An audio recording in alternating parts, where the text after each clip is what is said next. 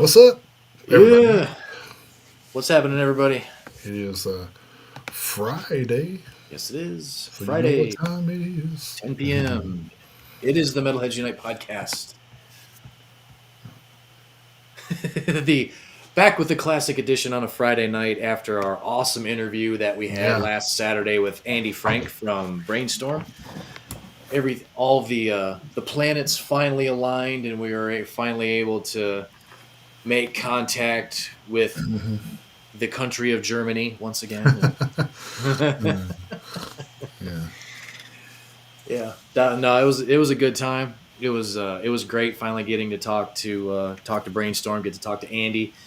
A lot of we talked about a lot of stuff, and I still get the feeling that there was a lot more we could have talked about. oh Because I mean, man, uh, yeah, we touched on it. We touched on it during the show. I mean, you talk about a band who's pushing 40 years. There's a mhm. lot of stuff I guarantee you that we didn't talk about. The funny and there's some stuff about the early part of the early part of the band that I guarantee you Andy probably didn't know a whole lot about because Right, I did ask him, and he was like, "Well, as far as I know, it was this, and this." So I mean, he wasn't even 100% sure, which I totally understand because even with as long as he's been in the band, he didn't show up until 10 years into you know right, into the band's into the band's life there. So I mean, they had a full decade under their belt before Andy came along. yeah. So he missed quite a bit, I'm sure. And if you missed that interview and want to catch it, it is up on Spotify. It's still available on YouTube and Yep. Rumble. And Yep. this thing's pissing me off. This And it fucking is it background. is on X. You can actually watch the whole thing on X right now too if you Yeah, if you so choose. It's there too. So, so there are a few places you can check it out. So, yeah. Well, that's it's just aggravating. Like I don't know. I don't know what the still got your in and out, you're fading in and out with your Yeah, I don't know what headphones the there. hell's. So that's my headphone shit. I don't. That shouldn't have much to do with it. It should be here. I don't want to turn that down too low because you probably won't hear me. Although that may make for a better show. I don't know. Not here or here so much, but right here. Right in the middle. Yeah, right here.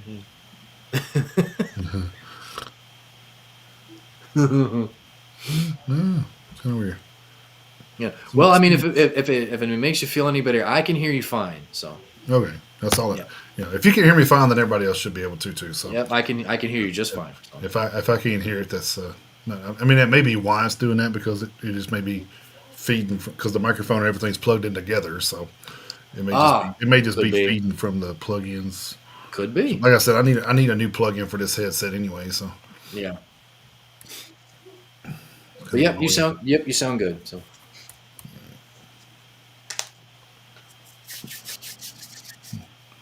I don't know why it's got low again for some reason. uh, Where's my? yeah, you may not be able to turn your head and look into the camera. Well, I know that's the thing. Is like You may have to stare at the wall the whole night. just trying to read the. Uh, Oh, anyway, that may be it. Let's see. The mic volume was up pretty high, so oh, okay. There you go.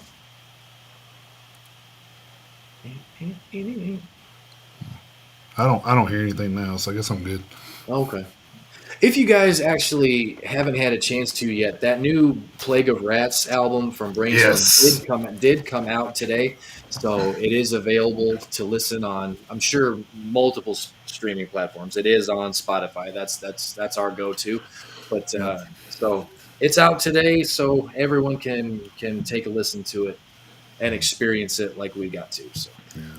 And Spotify's not the by choice. It's kind of by demand. So yeah, you know, even if a couple bands pull out and don't do things on Spotify, still the majority of bands do. So yeah, you know, and if we run across, I have sent Chris over some stuff where the band had an album on YouTube instead. So right, stuff yeah, like that. So yeah, we're still yeah, able to listen to those albums. Just have yeah. to go to a different That's right. different Because album. So not everybody does put their music on Spotify.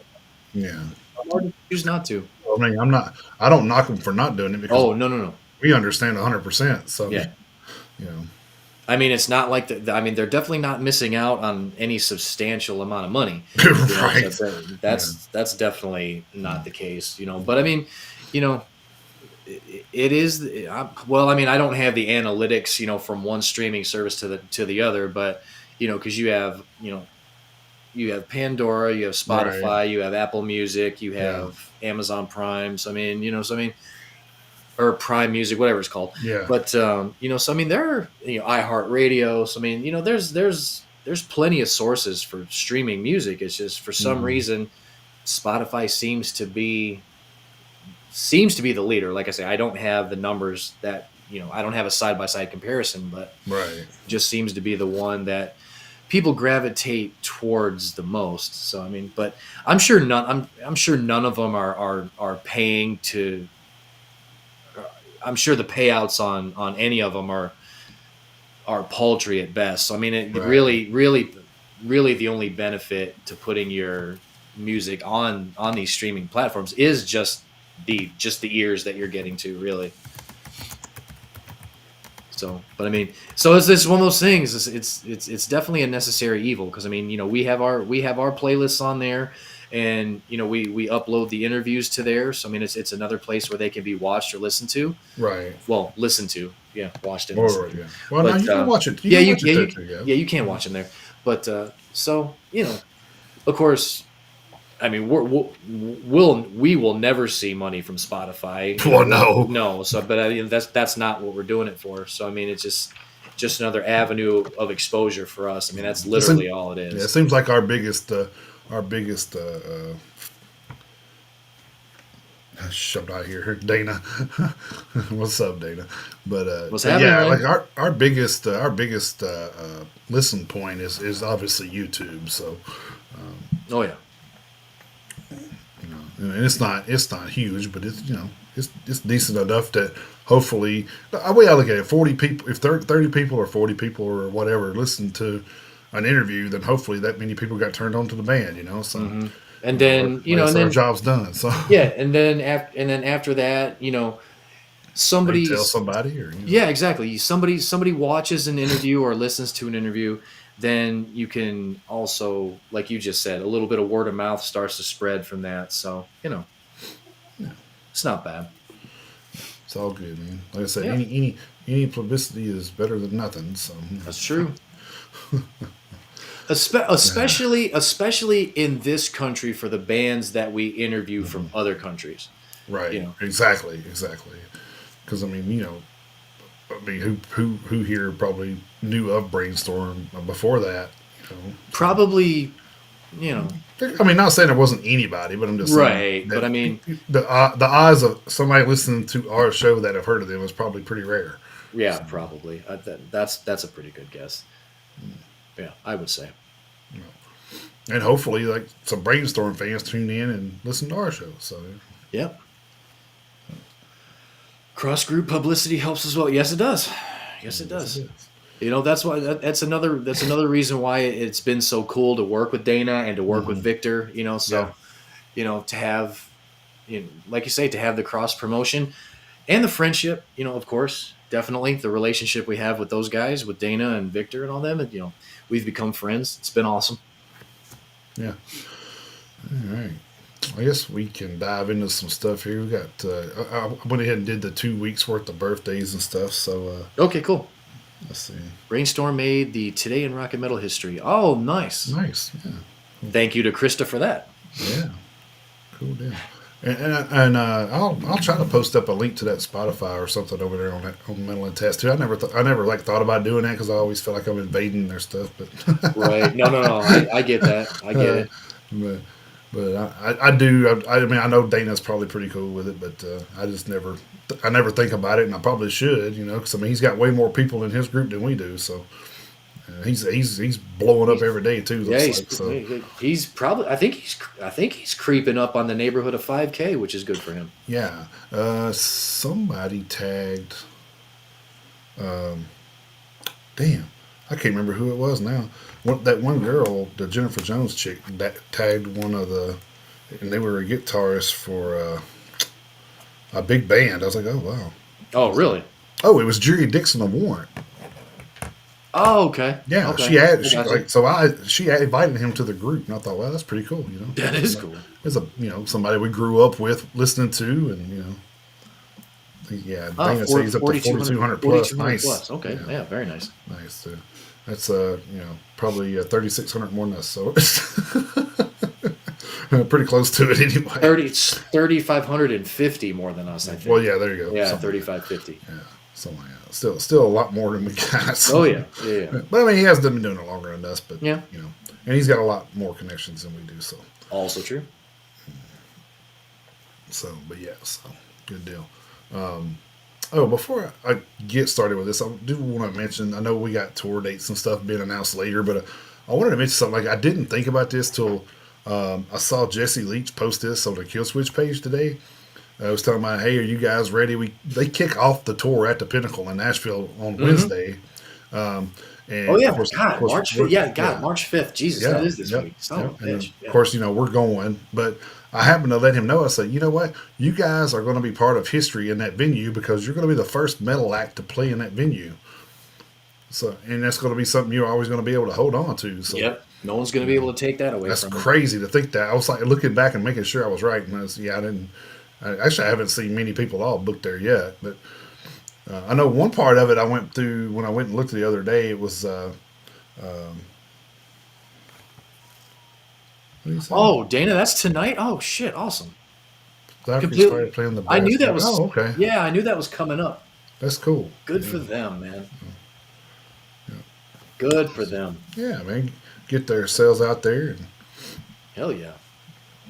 it's kind of I guess probably about halfway for Betty anyway, right? So, to come here or go there. So, Yeah.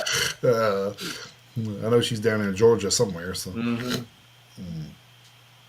yeah, that's pretty cool, man. Like I Yeah. said, it's always cool to see a lot of the bands we've talked to branch out and do, we talked about Halo Scars a lot on this show, but man, them being able to go to was it New York and Syracuse, New York. yeah, and all that stuff, man, that's just crazy. Some of the bands they open for is crazy too. So Oh, she's down in Macon, Georgia. Yeah. Macon, okay, yeah. So I mean, that's pretty good ways down. So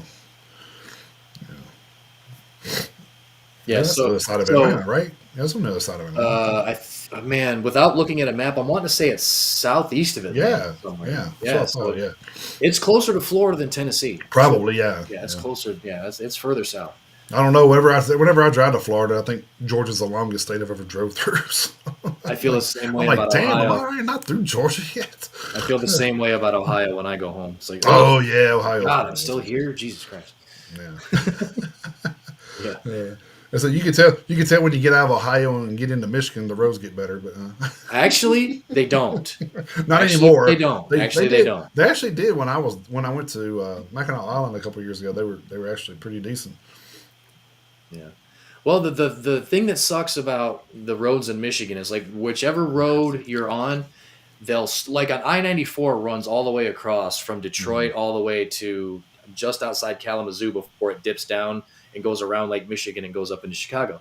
What they'll do is they'll start on one end of 94 and go all the way over and they'll finish it. And by the time they get done, they got to go back to the other end and start over. Right. That's how long it takes them to finish and how quickly roads get torn up because of the fucking winters up there. But yeah, Well, so yeah, because they probably. I mean, I know there's like a winter mixture and a summer mixture to that stuff. So, yeah, I mean, it's almost like up there they almost have to do winter mixture year round. I imagine. pretty much. But what actually does it is when they have to plow, they just get ground up. Yeah, just That's scraping what it does all it. up. Yeah. Yeah. But as far as Valkyrie's Fire goes, man, good for them. Yeah. And we don't have it confirmed yet because we just sent it in. But you sent it in this week. Our interview submission, our interview request list has Valkyrie's Fire on it for the Rockin' Pod. So we're hoping to be able to. I mean, we've met them, of course, but Right. it'll be nice to actually sit down, do a formal Battle Creek. Oh my God, from Battle Creek to Detroit, 94 is terrible. Oh, it's so bad. It's so bad. But yeah, so we're looking forward to that. we're Yeah, looking yeah, forward to. a lot of different names and some familiar ones as well. So, Yeah, I actually, you know, I don't know, 15 minutes isn't enough, and I'm gonna, hopefully we get to interview Bob Chiappardi again because I'm gonna try to like follow up with him this time and try to get him on the show to yeah, follow up and do because I mean I think that dude's probably got so much to talk about that yeah. we didn't even, you're talking about, he had a good, 35, 40 30, years. Yeah. 35, 40 years in the industry too. So I mean, Hmm. and we're talking about back in the early '80s and '90s too, when it was a No lot holds different barred. than it is now. Yeah, so he can tell you how things changed, throughout the years, and even to what it is now. And we just couldn't, we didn't really get to scrape the surface. We actually talked more about some stories we had heard and Well, everything. he told us that one skydiving story, and No, that I was brought it up because I had read yeah, about it, yeah. and Well, he and I, told us and I, he told us all the details yeah, about it. yeah, Oh right, yeah. shit, So man. it's funny as hell. He didn't even want to do it. Yeah. It's Oh almost my. like Dave pushed him out. Oops, pull your chute. It's like, I well, it mean, wasn't like that, but I'm just I saying mean, it's kind of funny. But yeah, he was a good dude. Hopefully we get to talk to him again. There's like a couple other people that's on that bill. I'm hoping we get to talk to. yeah. We I think like if we get to talk to what's his name from Five Finger? Oh, Chris Kale. Yeah, Chris Kale. If we Chris get to talk Kale. to him, it's going to be his podcast related. I think is what they said. Make sure it was their podcast. Hmm. So we're probably not going to be talking a lot of Five Finger stuff if we do interview him, but Yeah. it'd be pretty cool to even just be in, Yeah. Have a chance to sit and talk to him. yeah, man. Like, Yeah. so I mean, we are, I don't know. I guess I know, like Chris tell you he got a little I starstruck last time, did. but I I try did. not to be I like did. that. It's hard to contain yourself a lot of times in that Well, I situation. did try, but Yeah, it didn't take with a couple. yeah, yeah, but it was just like, you know, this guy's actually sitting down talking to us right now. But I know. I it's still cool to even think yeah. that we, like I said, we're two small town guys trying to make I mean, we're you know we're make a we're podcast for people that trying to get yeah. just trying to get like I'm trying to say I guess like they're trying to get to the same places we are and we're trying to do it together. You know what I Mhm. mean? So it's cool. That concept's cool to me. But to sit down with somebody like you said, Jack Gibson of it, Exodus And Ricky and stuff Rackman. like that, and Ricky Rackman, so it's pretty cool to be able to say, hey, we did that, Yeah. so And that's the thing is, I mean, above all else, with all this shit that we're doing, we're fans first. I mean, we're well, yeah, I mean, so for yeah. I sure, mean, just be fans, and then to have the chance that we did a couple years ago to just and like Jason just said, it was 15 minutes of pop. So I mean, it wasn't yeah, enough. it wasn't It wasn't a long, lot of yeah, time, but I mean, still to be. I mean, these guys. I mean, of course, it was all scheduled and set up and everything yeah, and coordinated. But I mean, we requested X, Y, and Z. They accepted, and they came and they sat down with it. It was like these people are at our table. I mean, they're yeah, within arm's length, and I mean, they're happy. Everyone we talked to is like happy to talk to us. No one gave us the impression that they weren't happy to be there or anything like that. Felt like they were inconvenienced or anything. Nobody gave us that impression. We had Matt Rice from All That Remains, and he was there. So Hmm. like I said, Jason McMasters was one for me. That's kind of like, oh wow, it's like because I Yeah. mean, growing up with Dangerous Toys, of course, was kind of Yep. and then being able to meet the guys, like, damn, this is crazy. I And then know. for him to give us tips on podcasting was even more wild. Yeah, It's because he definitely like, didn't have to do that. he definitely gave us insight. We were going through some stuff at that time, and definitely gave us insight on what Yeah. direction we should go. Hmm. He's like, hey, just look at it this way. If this and this isn't on the table, I'd probably bounce, and that's what we did. It was like, okay, that wasn't happening, so see ya. Yeah. We sold merch for that place and still ain't seen no money. Somebody,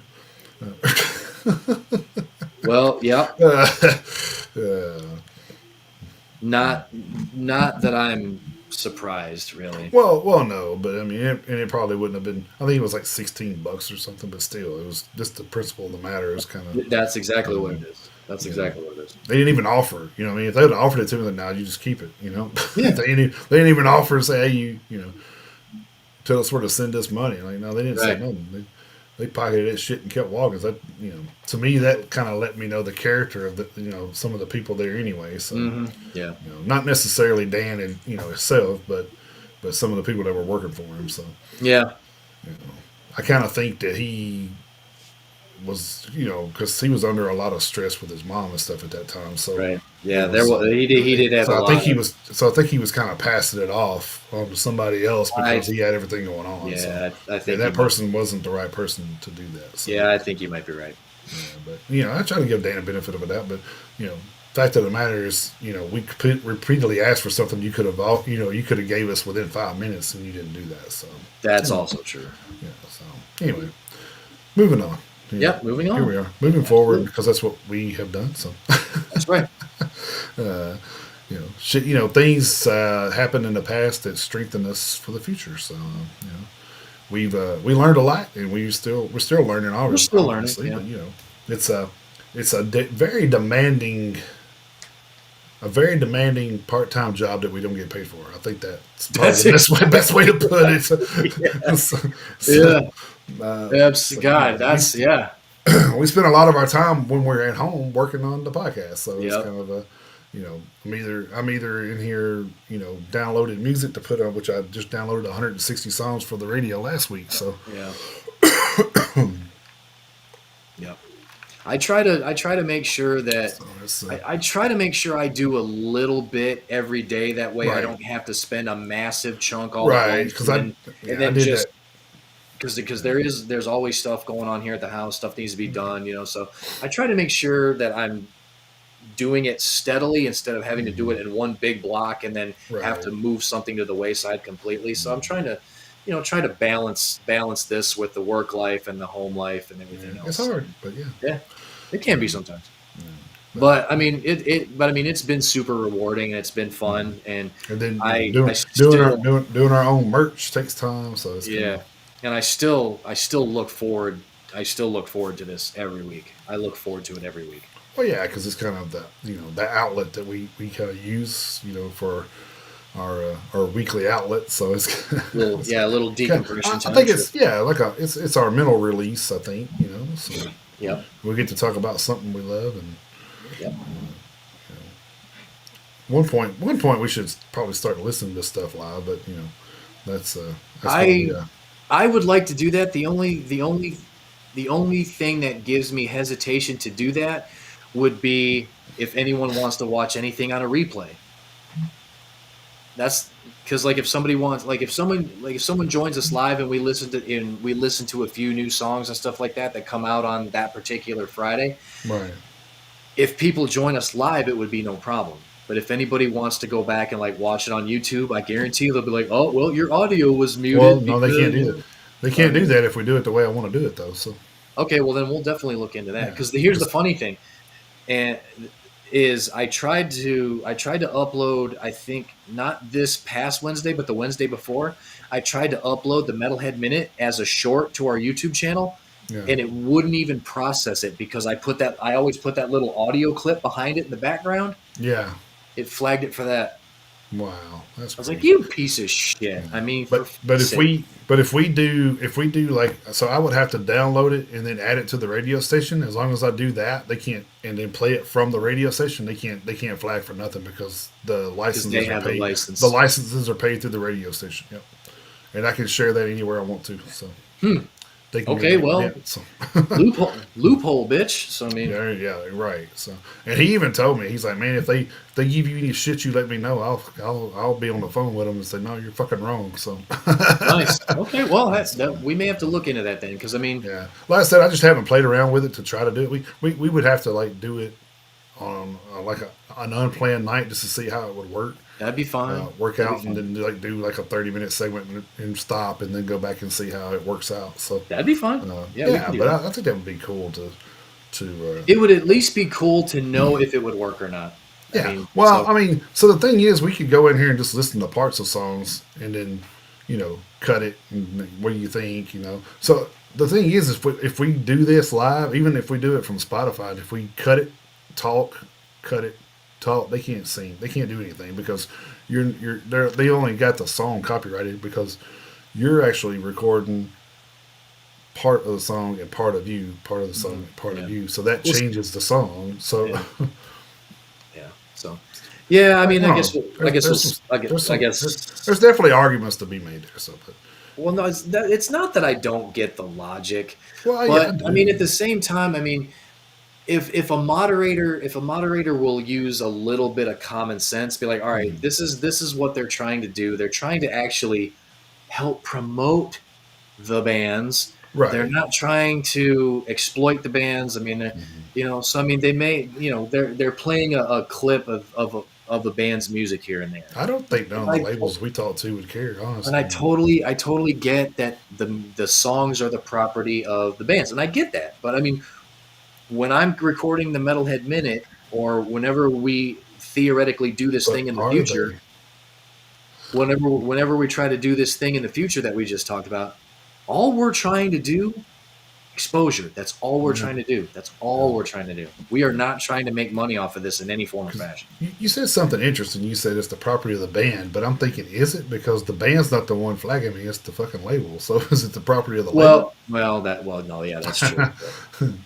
Yeah, that's the question. Semantics, no, and you're Yeah, right. but you know, which kind of makes me irritated because you shouldn't have any rights to any of it because the band performed it. You just fucking you know produced it. So Yeah, you know, I mean, they should be able to say who could use it, and who can't, not you, because. yeah. But Yeah, anyway, and that's if a band sees that we're doing a thing and we're just trying to, you know, then yeah. So yeah. I don't know. All right, well, we better kick this thing in gear because there's a lot to talk about. 2 weeks worth of birthdays to go through, and there's Yeah. a lot of news. And Hmm. I'm on, you know, tours is going to be full this week. So Yeah. I know there's a bunch of ones Festive. I wanted to talk about, and then I was like, realized there was 3 full festival Yeah. lineups released. I'm like, Jesus Christ! Yeah. So Festival season is coming into yep, focus quickly. yes, it is. All right, this for the birthdays. I went back to the 15th, and then of course we'll just round out February. It's kind of funny how we did that. Yep. I did that earlier. I did that earlier in the month too, because because we were going to have the interview 2 weeks 2 weeks Yep. before that we didn't. So Yep. wasn't prepared for all that. So I had to do a full 2 weeks. So I've only did 2 birthday shows and did the whole month in two Right. shows. Yep. Yep. It was That's hell kind of good. crazy. Kind of crazy. Anyway, birthdays February 15th. I had Jakey Lee, guitarist for Badlands from 88 to 93. Then, of course, for Ozzy Osbourne from 82 to 89. You know, we talk about, I was thinking about this too. We talk about Ozzy a lot of times with guitarists. I mean, Megadeth has been pretty lucky with guitars too, man. It's like I was just saying I did the other day listening to some Megadeth stuff. I'm like, man, Dave's really had his Hmm. like some good picks with guitar players. I Yep. mean, of course, you know, with Timu, that kind of Kiko kind of recommended him. So I Well, guess that's kind of a I mean, still, it's all networking right. and Exactly. Yeah. connections. That's all. Yeah. That's a lot of it. Yeah, it's pretty crazy, man. Like, think about how much talent they've had over the years. Just wow. Let's say also February 15th we had Mr. Lordy, of course. I'm not going to say his name because I have no idea how to say it, so I'm going to call him Mr. Lordy. There you go. And he's a vocalist for Lordy. We had Brooks Wackerman, a drummer for Bad Religion and Avenged Sevenfold. February 16th, we had Ice-T, vocalist for Body Count. Pete Willis, guitarist and songwriter for Def Leppard from 77 to 82. This band's going to get a lot of love on this show, just a heads up. Kaio, singer and lyricist for Duran Gray. Dave Lombardo, drummer, of course, for, let me tell you 2 bands he wasn't in. I'm just saying. Yeah. But he's been in Slayer, Suicidal Tendencies, Mr. Bungle, Empire State Bastard, Misfits. Oh God, Yeah. pretty much any band you can think of. I think Dave Lombardo's either filled in or played with them. So It seems like it. Yeah. we have February 17th. We had a Quorthon, of course. Thomas Forsberg was his real name, multi instrumentalist and record producer for Bathory. Of course, he passed away in 2004. Patrick Utterwick, guitarist for Pestilence, and I don't even know if I said that right, but it's close enough, I guess. Yeah. Taylor Hawkins, drummer for Foo Fighters and Dream Widow. Of course, he passed away in 2022. And yes, if you don't know who Dream Widow is, it is the death metal version of Foo Fighters. So there you go. Indeed. And we had Kru. They are the guitarist and songwriter for Darren Gray. Like I said, they're gonna get a lot of love. So February 18th, we had Gar Samuelson, drummer for Megadeth. He unfortunately passed away in 1999. Buddy Nielsen, vocalist for Census Fail. So just a little bit. Tony Iommi on February 19th, from guitarist from Black Sabbath. Francis Buchholz, bassist for the Scorpions from 73 to 92. That's a pretty good stellar stretch there. Uh huh. We had Frank Watkins, bassist for Obituary, who fortunately passed away in 2015. Burton C. Bell, vocalist for Fear Factory from 1989 to 2020. And then, of course, now he's with Ascension of the Watchers. Man, I can't believe he stayed in that band that long, especially with them not getting along. This is crazy. Right. Yeah.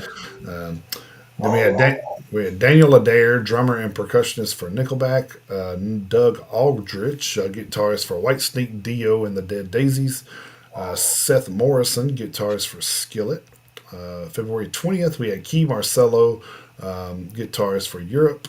Terry Elos, vocalist for Great White from 2010 to 2018, and also with XYZ, which was one of my favorite bands growing up.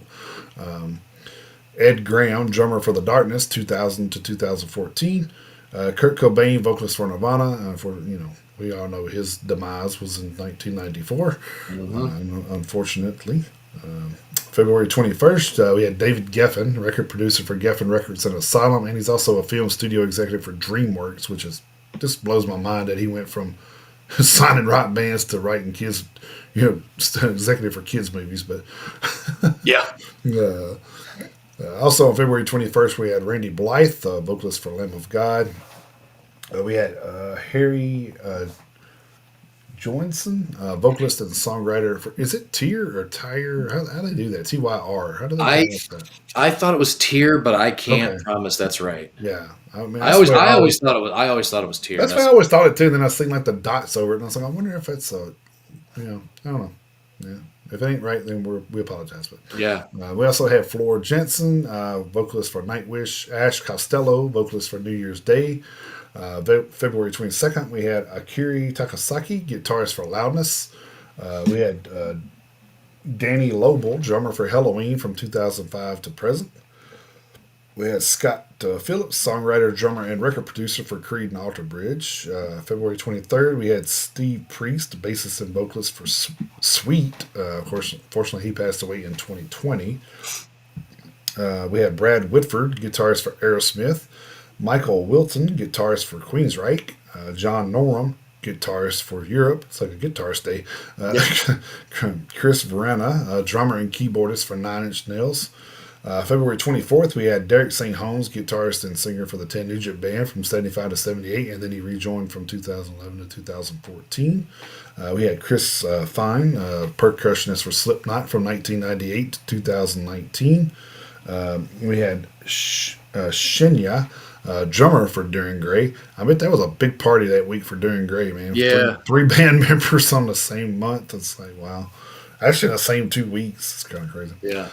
February 25th, we had Sarah Jezebel Deva, singer for Cradle of Filth from 1994 to 2008, and then Angtoria from 2001 to 2011. We had February 26th, we had Tim Comerford, bassist for Rage Against the Machine. February 27th, we had Adrian Smith, guitarist for Iron Maiden.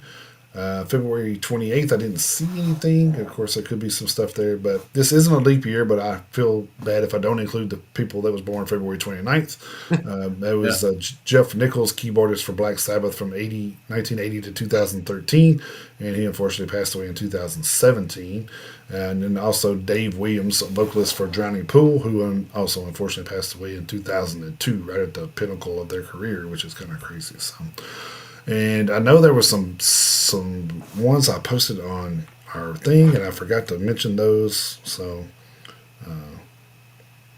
I apologize, but I will try to look those up in a minute and call them back out when I can find them Okay. while Chris is reading his stories. So, All right. but that was the birthdays that I had. I don't know if you had any to add to that or not. So, No, I did that last week. My brother's birthday was 2 weeks ago, so uh, yeah. So I did that 2 Metalhead minutes ago. So gotcha. Okay. yeah, his birthday was the third. So hey, my brother's birthday was on February 13th. So there you Yeah. Well, then I had my 25th wedding anniversary this week, so go. Hell yeah, I had man! to. So Happy anniversary, you yeah, guys. 25 years of great memories and concert going. So, so Damn right. Yeah. keep it going for another 25, I guess. So, There you go. That sounds at like a plan. least, hopefully. Yeah. Sounds like a plan. All right, I mean, so we will turn it over into the metal news of the week, I guess. Yeah, yeah, we will. Fortunately, we have to lead off this week with another passing in the heavy metal world. Over at blabbermouth.net, of course, this was at multiple outlets, but we're going to go with Blabbermouth this week. Former Annihilator vocalist Coburn Farr has died at the age of 62. Farr sang on Annihilator's critically acclaimed and best-selling 1990 release Never Neverland, which included such classics as Road to Ruin, I Am in Command, Reduced to Ash, and Phantasmagoria. On Tuesday, February 25th, Annihilator guitarist and founder Jeff Waters released the following statement via social media. Quote, sad news in the metal world. Annihilator's Never Neverland vocalist Coburn Farr has passed away. I won't say anything about the details as that is the family's business, but I wanted to post this before any misinformation surfaces on the internet, because that never happens. No. Coburn was the singer on our best and biggest record. He had the most unique voice of all our singers, along with Randy Rampage. He also passed in 2018. I had very little contact with Coburn over the years, but was able to get him to play a few songs with us on the 70,000 Tons of Metal cruise 2014 ish. In 2018, I had Coburn over to our house in the UK for a really amazing visit. He had lost his mom and sister and was eager to hang out and talk music, life, and reconnect. Attached are two pics from that visit in August of 2018, along with my favorite two of he and I back in the day, 1990. Since 2018, we had been discussing him coming back for some festival shows and even a tour. However, he was having struggles with some personal things, demons, etc., and it was clear that he would not be able to do any of it. I was really glad to have had that time in 2018 with him.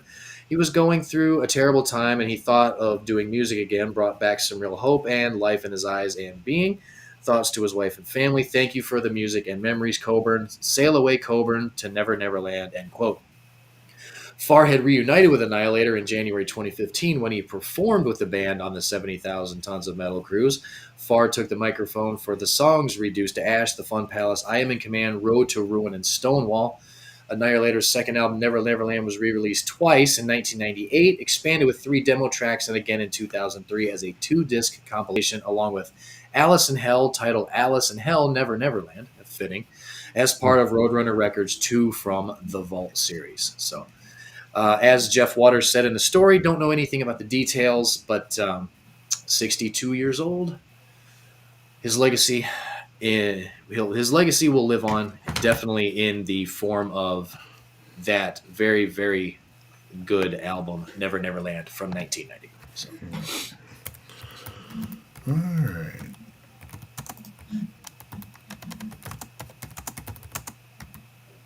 Sorry, I was in the middle of typing something at the same time. So, all good.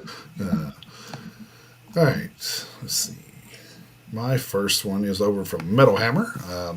A feature-length documentary about Ozzy Osbourne is slated to come out later this year. According to a post on the Black Sabbath singer's social media channels, Ozzy Osbourne, No Escape from Now, is currently in production and will be released via Paramount. So I'll just say Paramount Plus. Sorry. I think I blew it up too much. It cut something off. Guess I should. I mean, I can still read it. It's just having to. There we go. Let's see. Directed by BAFTA award winner Taria Alexander from Gogglebox, etc. I think I remember what I can't remember what that is, but I remember the name. The film will chronicle Osborne's life since he suffered a fall in 2019 that gave him spinal damage. He announced he has Parkinson's disease in 2020 and retired from touring in 2023, as well as Osborne and his family, including wife manager Sharon. No Escape from Now will feature Ozzy's Black Sabbath bandmate Tony Iommi, Duff McKagan from Guns N' Roses, Robert Trujillo from Metallica, Billy Idol, Maynard James Keenan from Tool, Chad Smith from Red Hot Chili Peppers, guitarist Zach Wild, producer Andrew Watt, and friend and musician Billy Morrison. Ozzy comments, quote, "The last 6 years have been full of some of the worst times I've ever been through. Been times when I thought my number was up, but making music and making 2 albums saved me. 2020's Ordinary Man and 2022's Patient Number 9. I'd have gone nuts without music," end quote. Sharon adds, quote, "This film is an honest account of what has happened to Ozzy during the last few years. It shows how hard things have been for him and the courage he has shown while dealing with a number of serious health issues, including Parkinson's. It's about the reality of his life now. We have worked with a production team we trust and have allowed them the freedom to tell the story openly. We hope this story will inspire people that are facing similar issues that Ozzy is." So, end quote there. So that'd be pretty cool to watch, I guess. I'd like to see a thing over his whole life. That would be awesome. Mm-hmm. Better, have a whole. And I'm sure there'll be a movie at some point. I mean, Yeah, there's gotta be, that's gonna have to be one of those limited series things where they do it in probably, yeah. like 6, 7, 8 episodes because there really is a lot of ground to cover when it comes to Ozzy's life and his career. I mean, both. Just from just some of the stuff I remember reading in his book. From growing up in Birmingham to meeting Tony and all that stuff that they went through and all that stuff. So that's a lot of ground to cover. Really is. I don't think you could do it in just like a 90-minute or 120-minute thing. So I mean, oh yeah, I forgot. Yep, sorry, forgot about Brody. Yeah, I knew there was absolutely. somebody that we Yeah, had talked to. I couldn't remember who it was. So yeah, I said yeah, two weeks of it kind of yeah. is. Thank you for that, Yeah, Dan. yeah. I Appreciate it. appreciate that, Dana. Yeah. So, All right, my next story. Moving over to Metal Injection for my next one. Centenex vocalist Henrik Henke Anderson has sadly been diagnosed with Hodgkin's lymphoma, a type of cancer that originates in the lymphatic system. Anderson is currently undergoing chemotherapy to deal with the disease, which has led to Centenex canceling all shows and postponing their currently unannounced new album. We wish Anderson all the best with his health and look forward to hearing what he and Centenex have got in store for everyone. Quote, "Dear fans, followers, and whoever it might concern, we are gutted to inform you all that our vocalist Henrik Henke Anderson has been diagnosed with cancer, Hodgkin's lymphoma. This damn disease was detected about a month ago, and the last weeks have been filled with various tests and diagnoses. Unfortunately, the conclusion now is that the cancer is of a more serious art, so an extensive chemotherapy treatment needs to start right away, this week that is. The treatment will continue at least throughout the spring, possible into the summer. As always, in these kind of cases, it's hard to predict and see into the future what exactly will happen. It all depends on how successful the treatment will be and so on. Due to this current situation and foremost due to all uncertainty, we have decided to cancel all confirmed and planned shows for 2025. We have also decided to postpone the release of our new album, originally scheduled for June 13th. To put out an album in the middle of uncertain times and without being able to promote it properly with shows and such doesn't feel as something we want to do.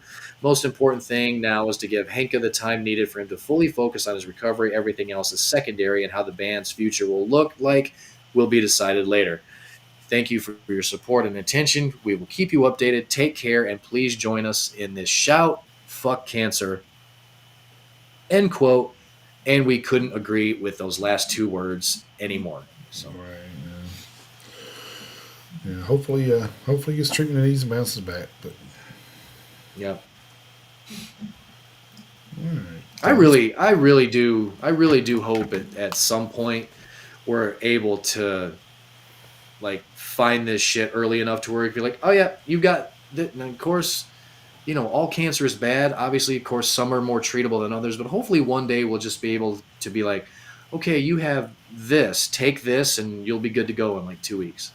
yeah, Hopefully we get to that point right. at some point to where it'll be like to where cancer will be just like, you got the flu, take this, go home and rest for a week, and you'll be able to go back to work on Monday.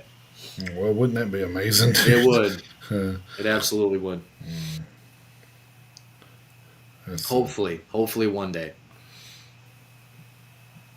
that's that's pretty crazy. So Yeah. this next one I got is real short. If you're a gamer, this one would be right up your alley.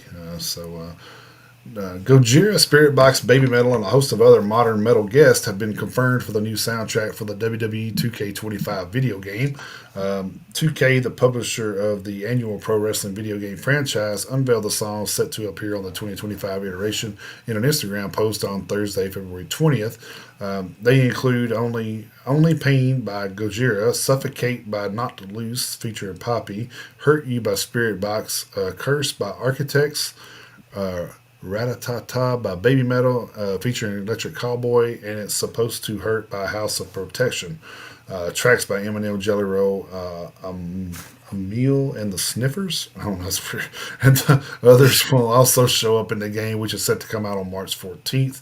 2K writes on social media, quote, the WWE 2K25 soundtrack slaps harder than a finishing move, end quote. It would have been better if you said it slaps harder than one of the what's the damn brothers, Young Bucks. Yeah, if it slaps harder than a Young Bucks on his leg, that would have been even better. Shots fired. That's right. I'll tell you right now. But not. So yeah, I probably won't get this game. I'm still like trying to figure out the shit on last year's game. So, Yeah. so Yeah. I just now created my own character earlier, so it's kind of crazy. Oh, so there you go. Yeah.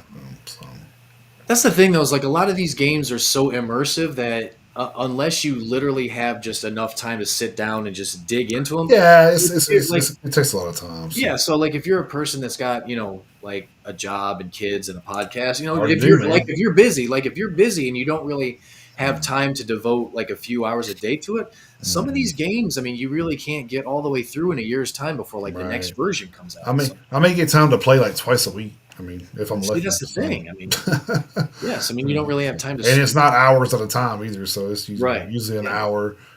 I think I was on it a couple hours that one night developing everything, but Yeah. you kind of get, and I realized what time it was. I was like, oh shit, I need to go to bed. But Right. Yeah. That happens. That happens a uh, lot. yeah, so That's you not get carried hard. away with it for sure, man. You just kind of, it's almost like I'm gonna get to this one more level, get to this one more level, and then one Yeah. more level becomes 3 hours later. So, Yep.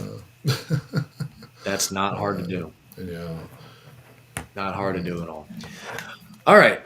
My next one is over at Metal Injection. Hatebreed recently announced that founding bassist Chris Beatty would be filled in for by Shadows Fall guitarist Matt Bichond, quote unquote, for the foreseeable future, which of course left everyone to wonder what was going on with Beatty. According to a brand new statement from Beatty, he left Hatebreed on November 13th, 2024, and clarifies that, quote, the decision to leave the band was not mine, and that my departure was uncalled for and based on misleading and wrongful statements that would be subject to future actions, end quote. So clearly there's something going on behind the scenes that caused a rift between Hatebreed and Beatty, but it's not clear what the issue might be. It's also obvious that Beatty doesn't agree with whatever was being. Hatebreed has not offered further comment on the situation just yet. Quote, I just want to take time to let everyone know that I'm doing just fine, and I sincerely appreciate everyone who has reached out. I was under the impression a joint announcement would be agreed upon in advance, but since that was not the case, I wanted to address your concerns on my own post. At this time, I am unable to discuss the specifics surrounding my departure from Hatebreed on November 13th of 24. However, I want to clarify that the decision to leave the band was not mine, and that my departure was uncalled for and based on misleading and wrongful statements that will be subject to future actions. I already read that part, end quote. So this is what they call in the business a developing situation. So yeah. I mean, we'll see where this one goes from here. And like I said in the story, Hatebreed hasn't said anything yet. So it's been a good, let's see, it's been a good about 4 months since it happened. So I mean, we're just now hearing about it from Beatty's side. So I mean, we'll see what happens here. We shall see what happens. Ooh. Could get a little testy. Oh, I imagine it will at some point. Oh yeah. So it's probably inevitable. So, Yeah, it sounds like it. Definitely sounds like it.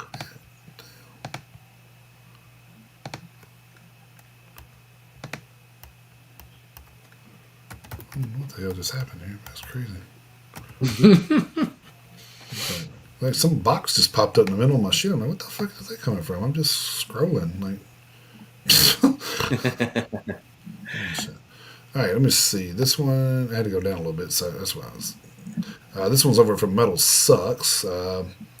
This one's kind of interesting, I guess. I mean, I kind of like, I don't know. I kind of like, I kind of think it's dumb in my opinion, but you know, that's just my opinions. I mean, but like I said, this band has a right to feel however way they Right. want to feel. But anyway, the story from last weekend They just do. seems to be making its rounds on the news sites in the past few days.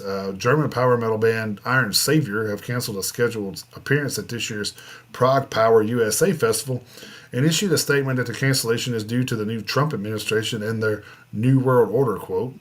Uh, as a rule of thumb, when Germans tell you that your president reminds them too much of a Nazi, maybe you should listen to them. They know what they're talking about. Whatever. You should mind your own fucking business, but that's just me. In a Facebook post dated last Saturday, the band released a statement saying, quote, Dear PPUSA community, with the heaviest heart, we have decided that we cannot travel to Atlanta this year. The reason is as simple as omnipresent, the new Trump administration and their new world order. Trump, Vance, Musk are tearing down everything that we have been building up since World War II. They rewrite history and turn around the victim aggressor role, denying that Ukraine has been invaded by Putin with 150,000 soldiers. They call Ukraine's president a dictator who doesn't uphold election, even though they know the elections are forbidden in Ukraine during war by their constitution. They send Vance over here telling us to start collaborating with the AfD Nazi party here in Germany, which I don't think that happened, but whatever. They spin on the truth and think freedom of speech means license to lie and insult. Obviously, they are about to destabilize the Western world order so they can rewrite to their needs to make even more money. We are deeply worried about this and simply do not feel safe and welcome anymore in your country. Okay. Of course, we know that only 50% of the voters voted for Trump and that 50% didn't vote at all. Not sure if you know how elections work, but you don't win by 50% of the vote. Sorry. We feel extremely sorry for those of you who don't think the same, but at this point, we can't foresee what will happen in the next months. Maybe things will calm down and your admin will somehow get back to their senses, or they will proclaim the American Russian Federation. All is possible, which scares the hell out of us. We hope to return to Atlanta some other time in a better world than now. I hope you can understand and accept our decision. All the best, Iron Savior. End quote.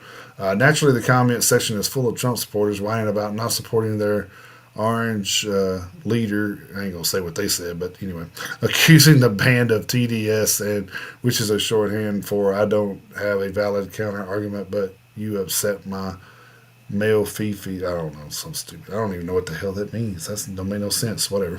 While I don't think it's necessary for every band from outside the United States to cancel their tour plans over president, I'm not going to fault anyone who does. Yeah, our country kind of deserves to be boycotted right now. If I didn't live here, I probably wouldn't come here either. But in the immortal words of Lisa Simpson, the United States has its grandeur and its follies, but mostly it's the place where all of our stuff is. End quote. But whoever wrote that probably should just leave the country anyway if you don't like it. I mean, that's just the thing with them. Like, I guess, their take on it. I guess, but to me, to cancel a tour, I mean, how many bands have been over here and no problems? I mean, whatever. Like, And the funny thing is, and I hate that because I do like Iron I Savior, know you do. That's why I but was just like, yeah, man, Chris is gonna hate this I story. yeah, I don't I like Iron Savior, but and it's in they're not even canceling a tour. They were just coming over for one festival Yeah, here. one night. Yeah, So I mean, but I mean, if they made a collective decision, that's their own decision. yeah. I mean, Do I agree with all of the wording of their explanation? Absolutely not. no. Yeah. Absolutely not. Well, You know, without getting but without getting too political with the thing, is they don't know the whole story, obviously, because nobody does. Because I've seen Yeah. it. I've seen it on my news feeds, and I've posted the stories that I know to be true on there, and this isn't something that's happened in the last few months. I mean, this has been ongoing since 2014. Anybody that don't know that needs to read up and learn some history, because this isn't something that just popped up during last administration or this administration. It's been going on for a while. So, Yeah. for someone, to me, I don't knock the way he handled everything. I've seen the videos of the him meeting with Ukraine or whatever, but to me, I'm okay with it. Hey, he pretty much said in the thing he don't want a ceasefire. So how are you going to blame our country for that? I mean, the guy plainly said he don't want to do it. So why don't you go on his timeline and say, hey, why don't you get to a deal so we can go tour?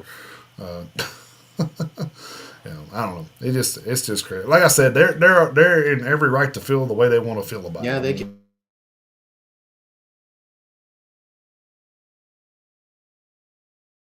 stuff happens. So, I mean, they may feel a certain way. Let me tell you something. That's never going to happen again. I hate to tell anybody, but nobody's going to allow that to happen again. Nah, seriously. World War III is going to be a lot worse than World War II. So, won't none of it. So, No, I see. I don't think so. you know, But but yes, I mean that's no. They it's just crazy to cancel something over politics. It's like I don't get that, but just because I don't agree with something, I shouldn't go there. I'm like, I don't know. And I don't agree with a lot of things. We've said this before. I don't agree with things Rob Flynn does, but it wouldn't defer me from getting getting a VIP thing to meet him. You know what I mean? It's like because I don't like him for his political views. I like him for his music. So hmm you know Yeah. and people, and like I said, fans that dictate their opinions toward a band because of their political stance, I think that's stupid too. I mean, they're entitled to their rights, and if Yeah. they want to believe a certain way, they believe a certain way. I don't pay to hear your shit. That's the only thing I say. Like if you're doing that on your socials or whatever, that's fine. Don't go to the concert and do it, because I will not come back. I mean, that's just the Right. bottom line. Yeah. I Yeah. don't agree with that. I mean, you want to use your platform for that, that's fine. Don't do it at a live show. I Yeah. didn't. Because I didn't. I I don't pay paid 80 bucks to hear you fucking talk about your political stance. I yeah don't care.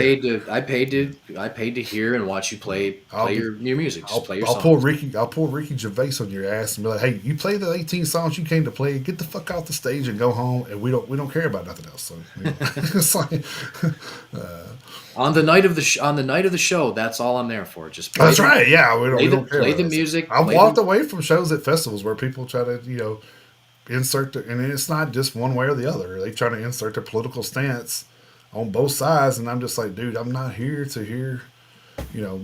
We use music to get away from this bullshit. You know what I mean? Yep. It's like we do not want to fucking hear you singing it. So, Yep. and then unfortunately, we have to come on here, and report a fucking story about it. So, Yeah. but Yep. anyway, that's neither here nor there. So, Yeah. whoever was looking forward to seeing Irish Savior at that festival, you're out of luck. It's not happening. So, Yep. Yeah, you are. Yep. It is what it is at this point. yeah. All right. Next one. My last one from Metal Injection is next. Christian Olde Volbers has quit Violence after 5 years as the band's bassist. Olde Volbers said he's leaving the band to focus on his own new solo band and producing career, as well as producing Cypress Hill's live album with the London Symphony Orchestra from 2024. Quote, I want to thank these three dudes right here for 6 years of Violence, all badass dudes right here who created some real thrash metal magic in the Bay Area in the 80s and 90s. I wasn't going to post anything or make a big stink announcement, but when I saw this picture today, I felt I had to. This pic just sums it all up. I love these dudes. Violence was my favorite thrash metal band when I was 17, 18 years old, and obviously there was a higher spirit already knowing I would end up making a journey in this band a few decades later. Crazy how that all works out. Completely mind-blowing, to be honest. Be careful what you wish for. But unfortunately, my journey with the band has come to an end as I am going to pursue my own new solo band and producing career. It's not easy throwing in the towel. I'm not a quitter. The last time I quit a band was in '92 when I quit Asphyxia in Belgium and moved to the USA a few months later to pursue a bigger career. Cypress Hill has been busy as hell with the symphony experience, and I want to concentrate on writing albums that I've been dreaming of making for a long time. I have a creative space, a studio, so I'm ready in the lab, busy making new music. Get ready. So there you go. No, don't know who's gonna fill those shoes and pick up that bass for Violence, but we'll see how that goes. See how it Wait a goes. minute. Wait a minute. Do I know? Let me see. Do I know?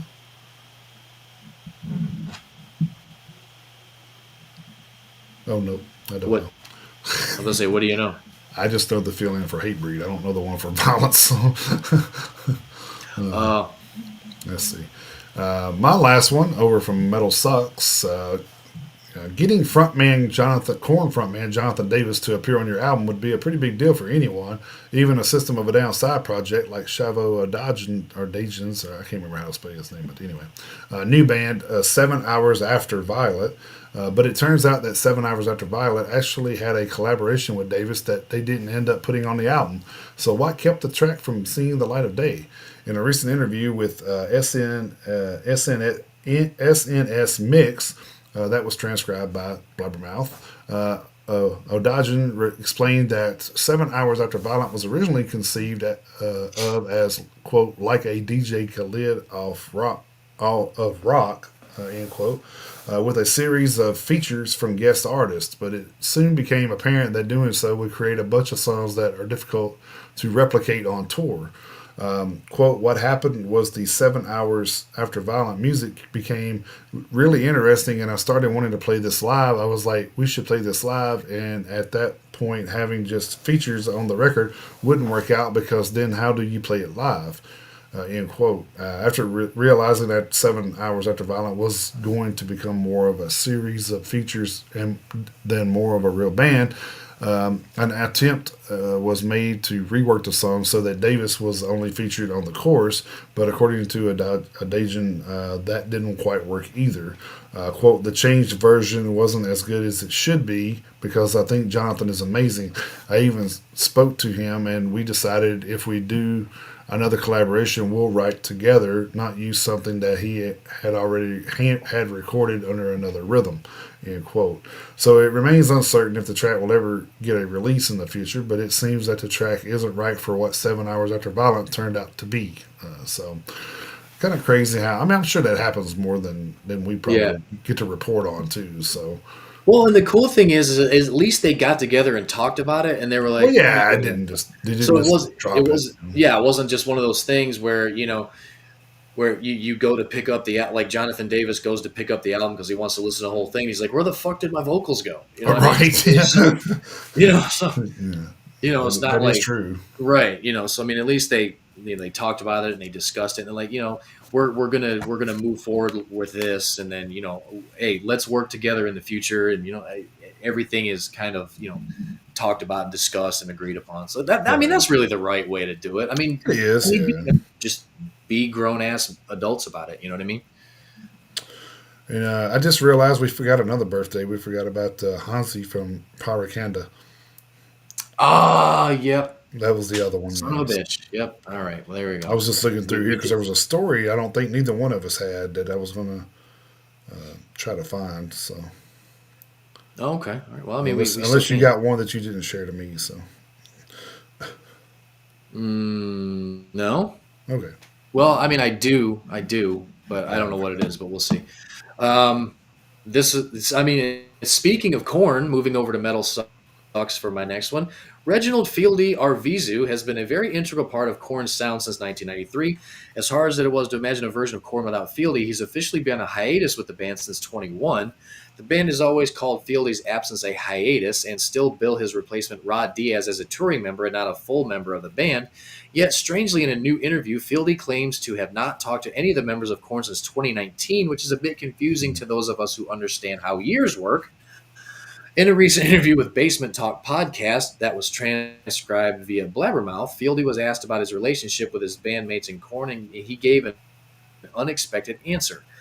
Quote, I haven't talked to those guys since 2019, so it's like we're just kind of both. He pauses. They're trucking. They're a machine. They're going. It's insane. It's dope that they can keep going like that. When asked if things were still good between Fieldy and the rest of Korn, he responded, "Yeah, it's cool to see them keep on going. I'm like, I need to chill. I'm just kicking it." As Blabbermouth points out, the problem with Fieldy's statement is that he's played with Korn as recently as 2021 for their Korn Monumental streaming event. It was shortly after that he had announced his hiatus, saying they had fallen back on some quote-unquote bad habits. So either Fieldy has a hazy memory of 2020 and 2021, or he's some sort of time traveler, and the last iteration of Korn he actually spoke to was back in 2019. Hmm. Regardless, it would be great to see Fieldy back out as a member of the band again. So I guess we'll kind of see if and where that goes. So, Yeah.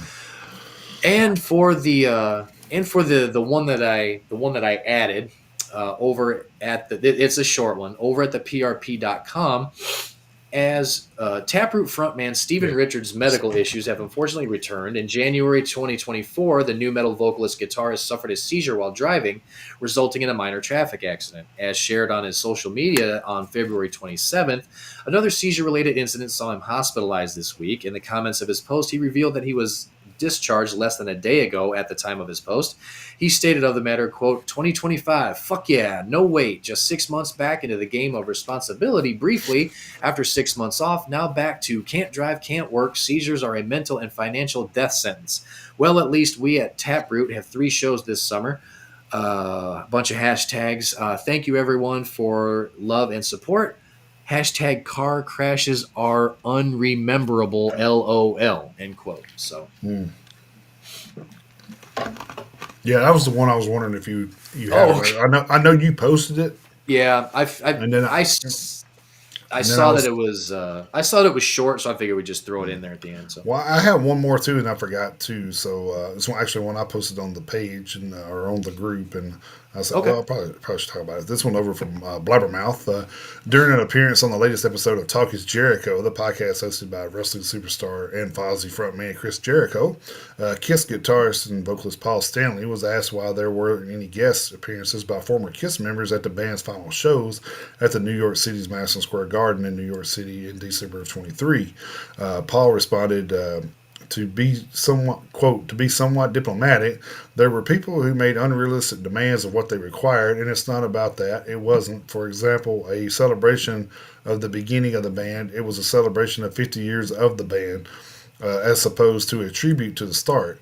So as far as Ace Frehley, original Kiss guitarist, and Peter Criss, original Kiss drummer, they weren't there for many reasons, and I've said it 100 times, and I'll say it 100 more. We couldn't be here today without those guys, and we couldn't, or without what those guys did, and we wouldn't be here without them. Asked by Jericho about the lack of any mention of other Kiss members, such as Eric Carr, Bruce Kulick, and Mark St. John, Stanley said, well, what are you going to do? I think the best way to honor everyone is to be the best we can be. What we are going to have videos up on the screen or draped photos. The fact that we were there because of everybody who's participated, some more than others, but the tribute is for everyone that is had us existing. End quote. Regarding how he feels about Kiss's legacy, especially in the light of the fact that the bands like Rolling Stones are still continuing to play record music, Paul said, I think the legacy is only going to grow. I think it's only going to get bigger. The Stones are an interesting one. At some point, what's it going to be? The Stone? I'm going to see the Rolling Stone. They have survived more decades than us, certainly, and are an institution. People go to see them because it's the Stones. So I think that over time we'll only get bigger because you become more powerful than the longer you exist. End quote.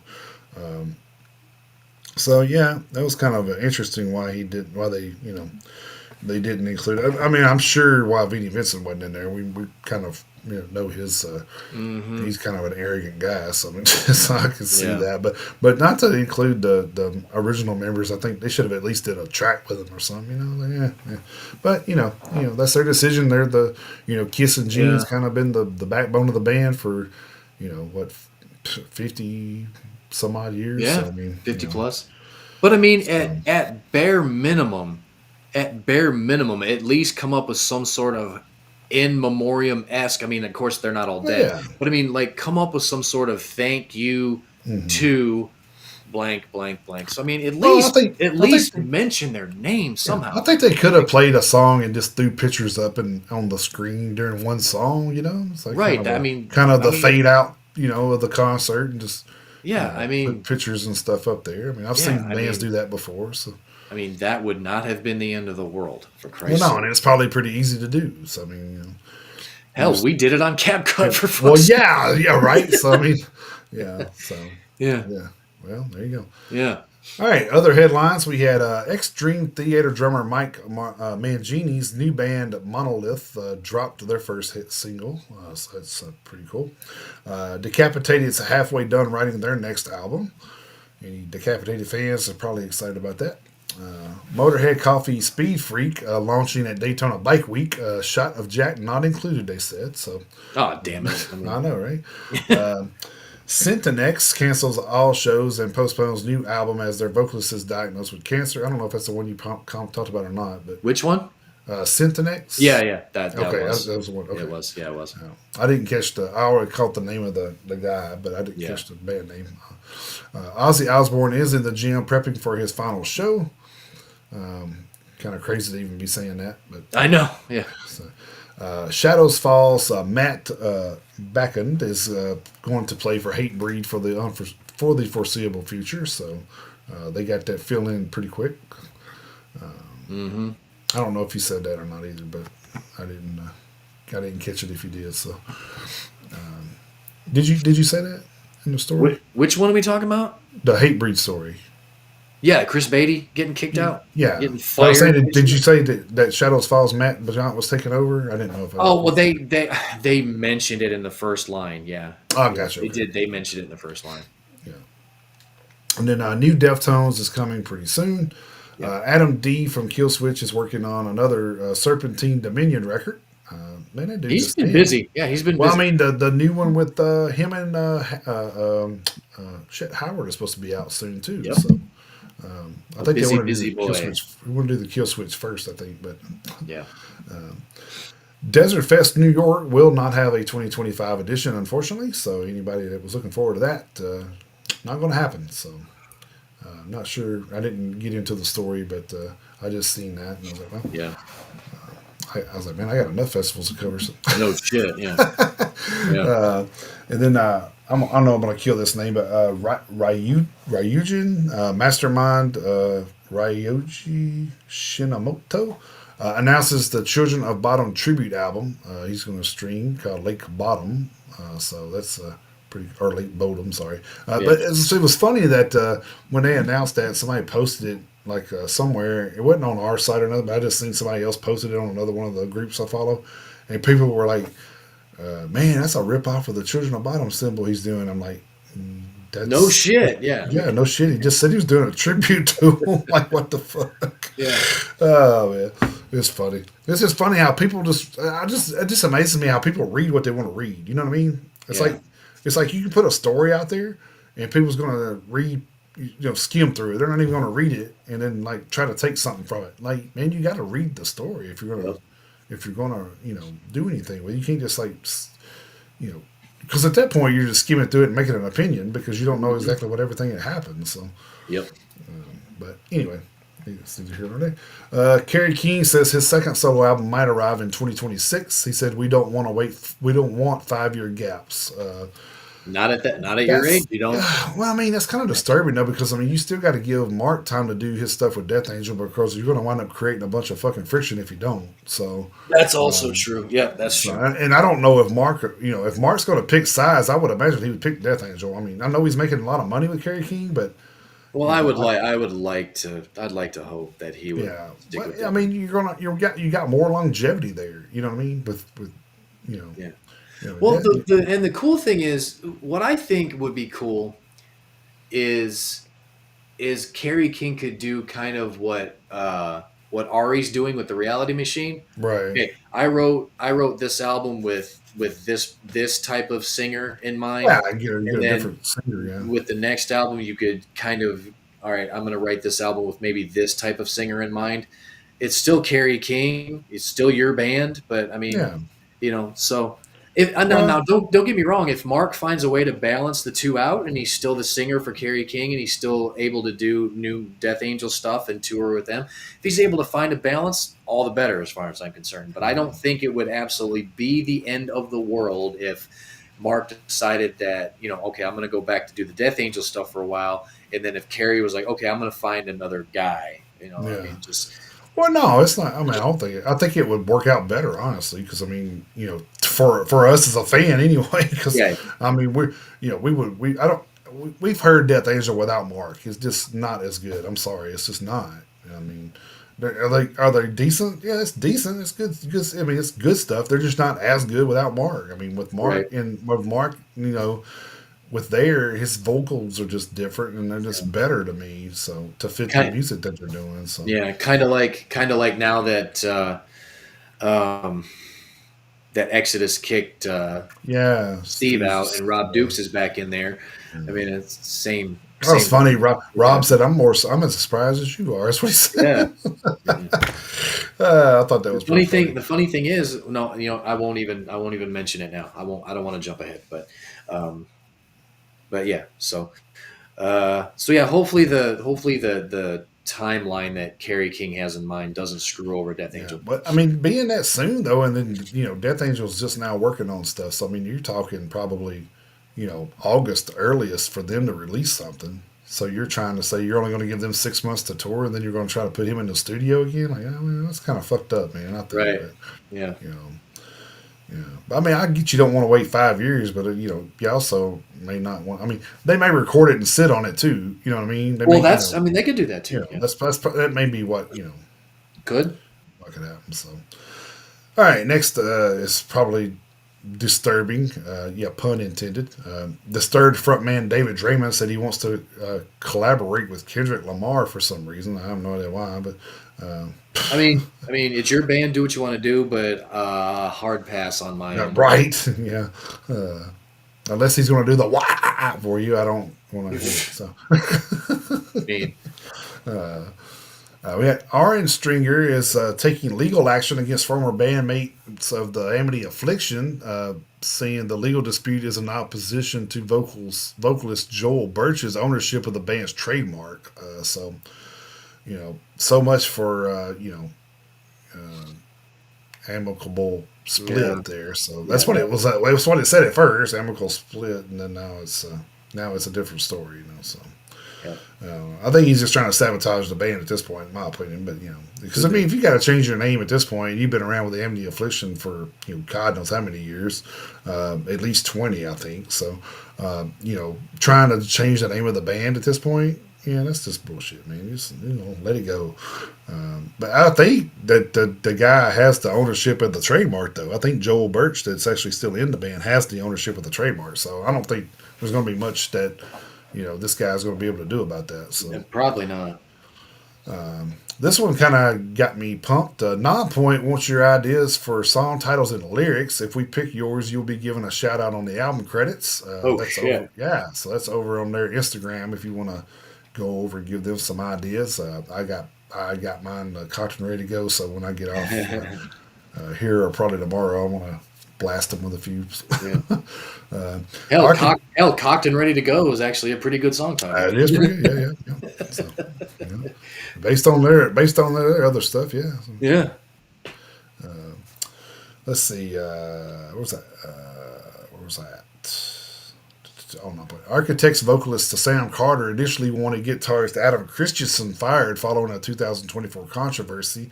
I think he made some kind of negatory remarks toward the trans community. He probably shouldn't have, but that's neither here nor there.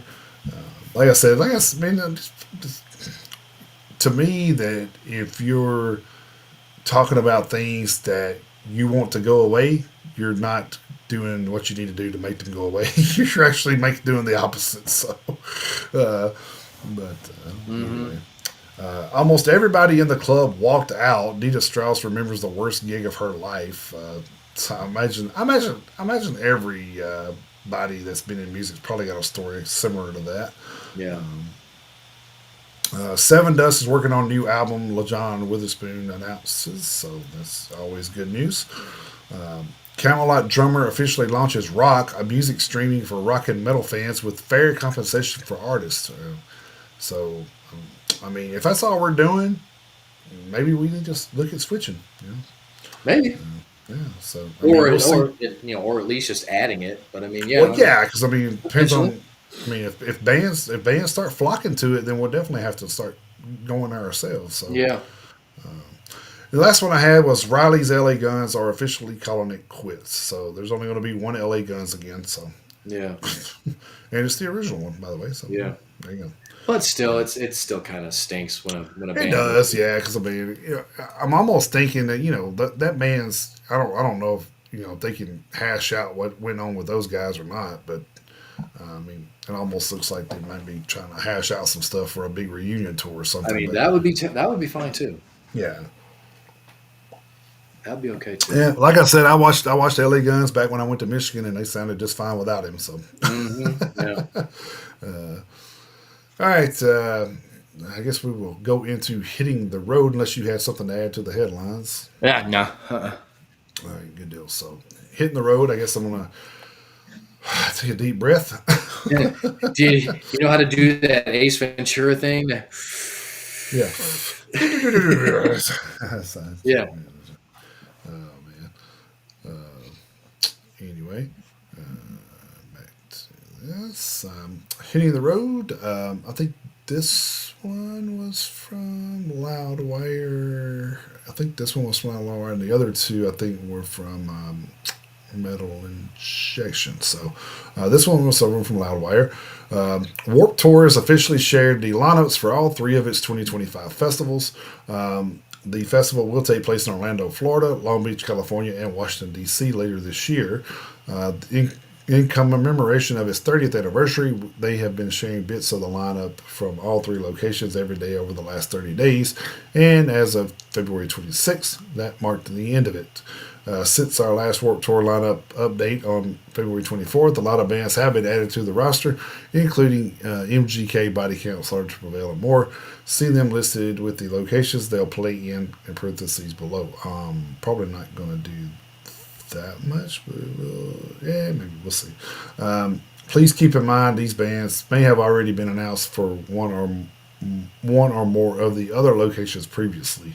I didn't know any of it, so I guess it's good for me.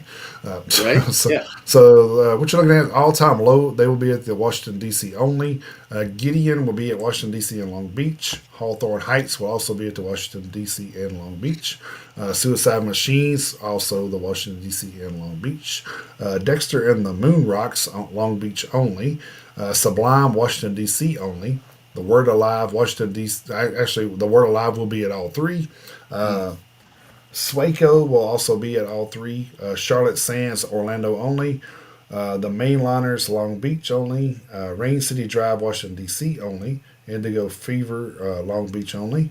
Mouth Culture, Orlando only. Harrowby, Long Beach only. The Aquabats, Washington, D.C. only. Less Than Jake, all three shows. Black Bear, Long Beach only. Body Count, Long Beach only. 4 Year Strong, all three locations. Gogol Bordello, Long Beach only. Horror will also actually Horror, Ice T, and JXDN. I don't know. Jexton. I don't know. I I don't have know. no idea. But all those are going to be actually. Wait a minute. Also, Kenny Hoopla, Landon Barker, Mariah L. Bronx, Mom Jeans. All those are Long Beach only. Slaughter to Prevail is going to be at all three. Tsunami, Long Beach and Orlando. The All American Rejects, the Paranoids, and the Vandals are all Long Beach only. The Wonder Years are going to be at all three locations. Treaty Oak Revival, Long Beach only. Young Gravy, all three locations. Angel Dust, all three locations. Boys Like Girls, all three locations. Jid Wigmore, Heart Attack Man, Her Leather Jacket, and I Am Avalanche, Washington, D.C. only. Knuckle Knuckle Puck, Washington D.C. or in Orlando. MGK, Washington D.C. and Orlando. Streetlight Manifesto, Washington D.C. and Orlando. And then we got Amigo the Devil, Boundaries, and Flycatcher. Uh, Good Riddance, Gym Class Heroes. I Don't Know How. Uh, Jaeger Henry, Julia Wolf, Movements, Narrowhead, Thursday, Yellow Card, and 0936 are all Orlando only. So that is the lineup for the last, the uh, memorial 30th anniversary show for Vans Warped Tour. So, Mm, this may kick off something for them again too. But it I think he said he'd been doing it so long he just needed time off because he said he hadn't had time with his family because by the time he ends one, he takes 2 weeks off, then he's like right back to prepping for the Sure. next year. So Yep. you don't get much time off. So, I can imagine. uh, and then this one, this one is the one that kind of gotten released on the 26th. Was the one that we're going to. Louder Than Life 2025 has been announced and set. It is September 18th, 19th, 20th, and 21st in Louisville, Kentucky. On Thursday, you got Slayer, Lamb of God, Down, Cavalera, Carcass, Municipal Waste, and Winds of Plague, Rob Zombie, Marilyn Manson, Cannibal Corpse, Exodus, The Black Dahlia Murder, Fear Factory, Lorna Shore, Kubla Khan, Brand of Sacrifice, Sangisa. I can't never say that fucking name. Oh, yeah. Sanguisabog. Tango Sugabog, yeah. Sanguisabog. There you go. Full of Hell, Left to Suffer. The Story So Far. State Champs. Scow, Gideon, Guilt Trip, From Ashes to New, Atreyu, Set It Off, Catch Your Breath, Landmarks, Colorblind, Peeling Flesh, Mugshot, Big Ass Truck, Imperial Tide, and Six Cents. On Friday, you have headlining Avenged Sevenfold, Breaking Benjamin, Mudvayne, Insane Clown Posse, Static X, Dope Nonpoint, Sleep Token, Spirit Box, Day Seeker, Paris, Eminence, North Lane, and Violent Vira. Yeah, Violent Vira. All Time Low, Hollywood Undead, Story of the Year of Mice and Men, Magnolia Park, Red Jumpsuit Apparatus, Dream Theater, Power Wolf, Dragon Force, Ailstorm, Demon Hunter, Glory Hammer, Hate Breed, Whitechapel, Suicide Silence, sorry, Miss May I, Throne, Walls of Jericho, Thornhill, DED or Dead. I don't know how everybody ever says that, but I always say Dead. But somebody corrected me one day and said it's DED. I'm like, well, don't that spell dead? I don't know. Islander, Savage Hands, Uncured. So that's Friday. Like I want to go to Friday too, but I'm just like, I can't afford to do that. But I want to. Yeah. But that Friday line was pretty badass too. Saturday, you got headlining Deftones, Perfect Circle, Stone Temple Pilots, Acid Bath reunion there, Failure, Super Haven or Super Heaven, sorry, Bad Omens, I Prevail, Motionless in White, Black Veil Brides, Fleshwater, The Funeral Portrait, Return to Dust, Trivium, Machine Head, Chimera, August Burns Red, Devil Driver, Spirit World, Disembodied Tyrant, Cypress Hill Kitty, Stabbing Westward, Spy Shank, Snot, The Union Underground, Raw, Let Live, Bless the Fall, Hawthorne Heights, From First to Last, Attack, Woe Is Me, Small Town Titans, Smile Empty Soul, Halocene, No Resolve, Versus Me, and what's that? BOTB Winner. I don't know. Whatever. Battle of the Bands winner. Oh, there we go. Yeah, there you go. Not with it today. Bring Me the Horizon's going to close out the Sunday with Evanescence, Knocked Loose, Slaughter to Prevail, Memphis Mayfire, Escape to Fate, Suicide Boys, 3 Days Grace, Wage War, We Came as Romans, Tech 9, sorry. I didn't. Damn, what the hell? Oh, Christmas is a 9. I got you. Like the color thing is like, it's like red, white, yellow, red, white, yellow. I'm like, what the fuck? It's like throwing me off. The Plot and You, Sleep Theory, Flyleaf, they still have an announcement to make for Sunday as well. So for one of the main stages, they haven't I announced saw yet. So that. Yeah. Hinder, Crossfade, 10 Years, Rev Theory, 12 Stones, Bruce Dickinson, Testament, Queensryche, Sebastian Bach, Accept, Yngwie Malmsteen, Chain Saint, The Dillinger Escape Plan, Glassjaw, Counterparts, Dying Wish, Norma Jean, It Dies Today, Gates to Hell, Wargasm, The Haunt, Picturesque, and Enemy.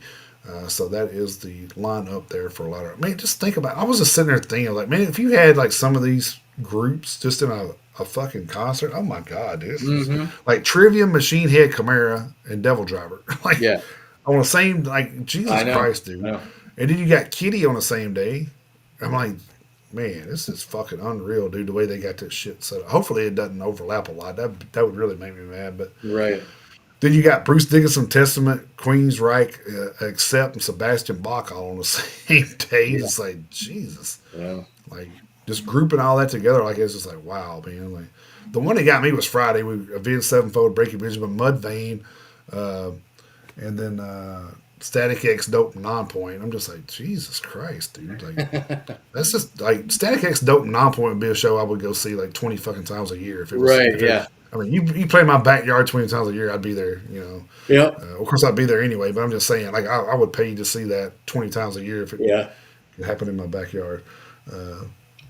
Not saying backyard, but you know what I mean. In my town, Right. in my city, you know. Yeah. But yeah, that's some unreal shit, man. Like Trivium and Machine Head together would be fucking killer too. You Yeah. It know, would. Yes, it would. crazy stuff, man. And then last but not least, Rocklahoma is going on August 29th through the 31st. Tickets for that one is on sale now with 3-day general admittance passes starting at $189.99 plus booking fees. VIP packages beginning at $499.99 with a weekend Rockstar Pass currently available for $1,349.99. The latter includes premium viewing facilities, access to an air-conditioned backstage lounge, a festival T-shirt voucher, a welcome gift, and a access to corporate dining, VIP parking, and entrance facilities. So I'm not sure. I don't know. That seems like a little steep still to me, but 1,350. Yeah, that's high. yeah, that's crazy. And Wow. it's 3 days too. It's not even the 4 day. You know.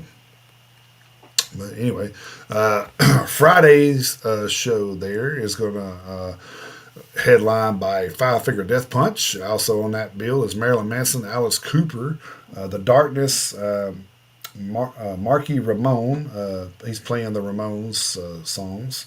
Hinder, Dorothy, Saliva, Oriente, Paralandra, Dime Store Riot, One Night Stand, and Fist of Rage. Saturday is going to be headlined by Breaking Benjamin. Also on that lineup is 3 Days Grace, Not Loose, Tom Morello, Starset, Citizen Soldier, Aaron Jones, Drowning Pool, 10 Years, Return to Dust, 0936, Van. What did I say? Oh, Van Halen. That's why I say Van Halen. What the fuck? Yeah. Fox and Veed, Eternal Frequency, Waves in April, and Angelus. Yeah. Sunday is headlined by Shinedown. Also on that day is 311. Bruce Dickinson, Flyleaf, The Struts of Mice and Men, Tsunami, Barbarians of California, The Funeral Portrait, Orgasm, Mike Tramp's White Lion, Chain Saint, Snakebite Whiskey, sorry, Color of Chaos. Then they got a Thursday night throwdown pre-show with D. Snyder, Trickster, Sebastian James, Rocket Science, and Crimson Love. So Hmm. there you go. So kind of a pre-op. I guess I'll get you in the mood for Friday. I don't know. Yeah. You know, if D. Snyder don't do it for you, then something's wrong with you. So Yeah. Yeah. I was like, man, we was just talking about We, the band Trickster a while back, and I was seeing them on that thing. we It's kind were of crazy. actually. Yeah. Yeah, it's kind of wild to see them on the thing. So All right. I guess that will leave it up to Chris to give you all the other All big right. headline news because there was a couple I wanted to report on. I said, "Shit, I'm Yep. covering too many. I'm covering too many damn Yeah. festivals." So, Funny thing is I mean there's a couple of big tours that were announced, but other than that, I mean I've actually only got like a little bit more. I've only got about a page and a half, which is a little oh, okay. strange, but anyway, my contribution hitting the road for this week for the week of the 22nd through the 28th, leading off with the big one. Pantera and Amon Amarth are going on a U.S. tour with one more band still to be announced. So there is going to be an Mm, opener that has mm. that has yet to be named, starting July 15th in Burgettstown, Pennsylvania at the Pavilion at Star Lake, finishing September 13th in West Palm Beach, Florida at the I Think Financial Amphitheater. The closest date to here is going to be September 8th in Birmingham, Alabama. Of course, Pantera is going to be here uh, with Metallica, but Right. we've pretty That much was going to be a lot more expensive. yeah, we've pretty much decided that they've priced us out. Yeah. Um, Pantera being the headliner will be cool, and I've never seen Amon Amarth. They're kind of one of my bucket list bands Okay. right now, so that'll be kind of cool to go check out. And You're I'd be gonna interested you're to see who the third band's going to be. you're gonna go down and do the rowboat. Mm. Yeah, I would do the rowboat before I get into a mosh pit. I think my body could handle the rowboat at least. Then the other one that I wish was coming here, Disturbed is going on Mm. their 25th anniversary European and UK tour for The Sickness, bringing Megadeth with them, starting Oh my September God. 28th in Copenhagen, Denmark at the Royal Arena, finishing October 28th in Glasgow, Scotland at the OVO Hydro. See, I know a lot of people give Disturbed a lot of shit, and we've kind of picked on them a little bit too. But I'm a Disturbed fan. I've been a Disturbed fan Hmm. from the beginning Yep. since Same. '99. That's when I Same. saw them at Ozfest. I've been a fan of theirs the whole time. But even I can admit they got a little stale there for a while, but I still consider myself a fan. So Disturbed and Megadeth together, I would go in a Yeah. heartbeat. I would Hell go in yeah. a heartbeat. Hatebreed has announced a summer European tour starting June 5th in Steikishalmer, Iceland at the Satan Festival, finishing August 8th in Helsinki, Finland at the Helsinki Metal Festival. Obscura, Atheist Origin, Decrepit Birth, and Fractal Universe are touring North America starting April 20th in San Diego, California at Brick by Brick, finishing May 22nd in Los Angeles at 1720. Refused has announced their North American farewell tour with several different bands taking turns as openers, I should say. Starting March 20th in Washington, D.C. at Atlantis, featuring Distaron, finishing April 10th in Sacramento, California at the Ace of Spades. Opeth has announced a European tour with their openers to still be announced, starting September 29th in Hamburg, Germany at the Leis Hall, finishing October 14th in Dresden, Germany at the Alter Schlachthof. Il Nino and Edema have a trio of Australian dates announced: September 12th in Sydney at Liberty Hall, September 13th in Melbourne at Max Watts, and September 14th in Brisbane at the Triffid. Kaonashi and God Complex are going to Europe and to the UK, starting July 3rd in Berlin, Germany at Cassiopeia, finishing July 19th in Bielefeld, Germany at the Flachor Fest. Melvins and Red Cross are going on a European and UK tour, starting July 17th in Bristol, England at the Exchange, finishing August 18th in Dublin, Ireland at Button Factory.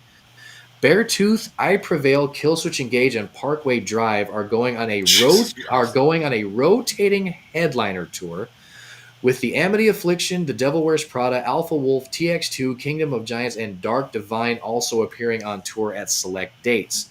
That tour starts June 21st in West Palm Beach, Florida at the I Think Financial Amphitheater, finishing July 27th in Charlotte, North Carolina at the PNC Music Pavilion.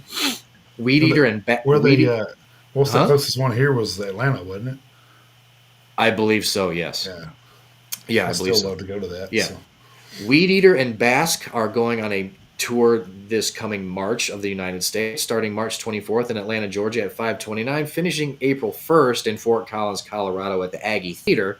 Then Napalm Death, Melvins, and Weed Eater are going on a U.S. tour. Weed Eater will be the opener on that one. Starting April 4th in San Diego, California at Music Box, finishing May 5th in Philadelphia, Pennsylvania at Union Transfer. Then from blabbermouth.net, Extreme has announced a summer European tour starting July 25th in Plovdiv, Bulgaria at the Hills of Rock Festival, finishing August 16th in Carhaix, France at the Moto Culture Festival.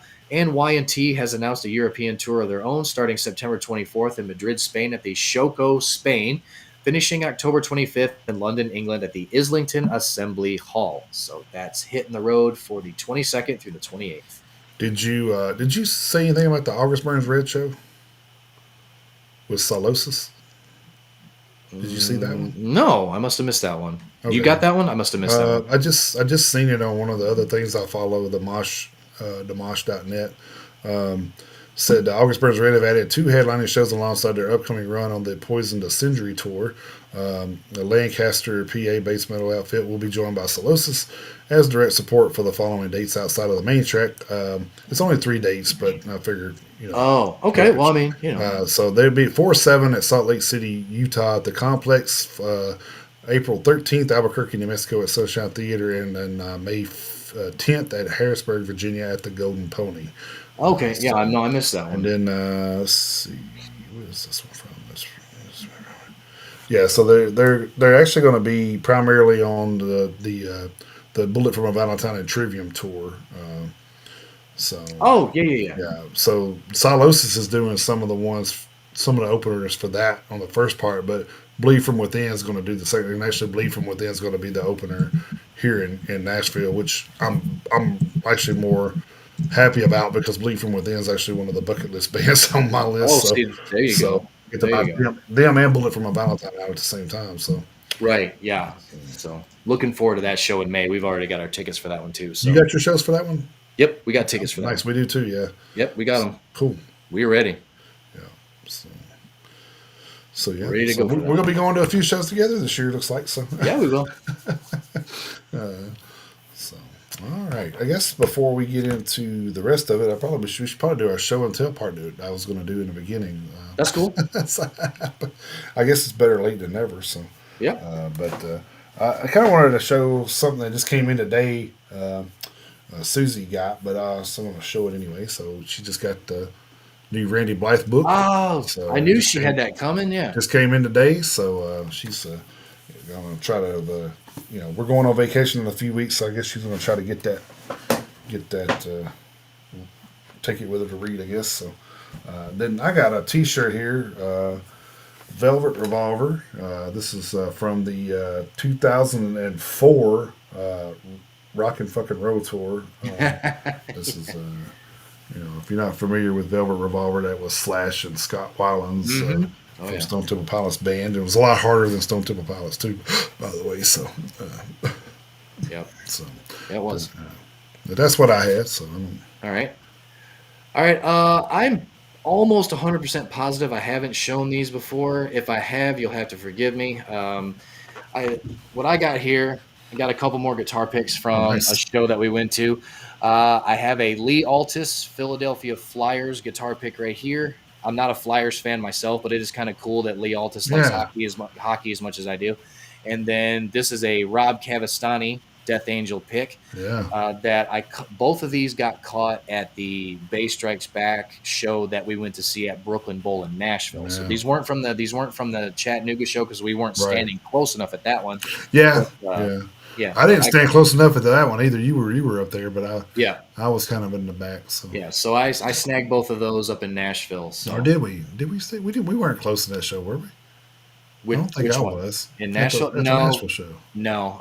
Kayla and I were up there. Yeah, that's what I was going to say. I Yeah, think Kayla and I were we up kind there. of stood So to the back. I think Susie was having uh, issues with her back, so we were yeah, trying to I think if I stay in the remember back where right, she she could take a was. seat and everyone would stand up and take a seat. So yeah, it's Yeah, pretty cool, man. Like I said, I know you got a lot of guitar picks, so yeah, lot more than I do for sure. So yeah. all right, I guess that will take us into our theme of the week. Hmm. This week's theme of the week is true and false, brought to you from Mr. Chris Toranjo there. So, I came up with one we hadn't done yet. Finally. yeah, yeah. You came up with two, if you ever remember the other one. I'll have to look back in our text chain because I know it's in there. I can't remember it off the top of my head. I But thought you said you hadn't remembered. You said, you thought you, last time I seen you, I thought you said, I'll remember it eventually. yeah, Uh, so, I'm gonna have to I'm gonna it'll have come to back to you, I'm I'm sure. gonna have to jog my memory. But yeah.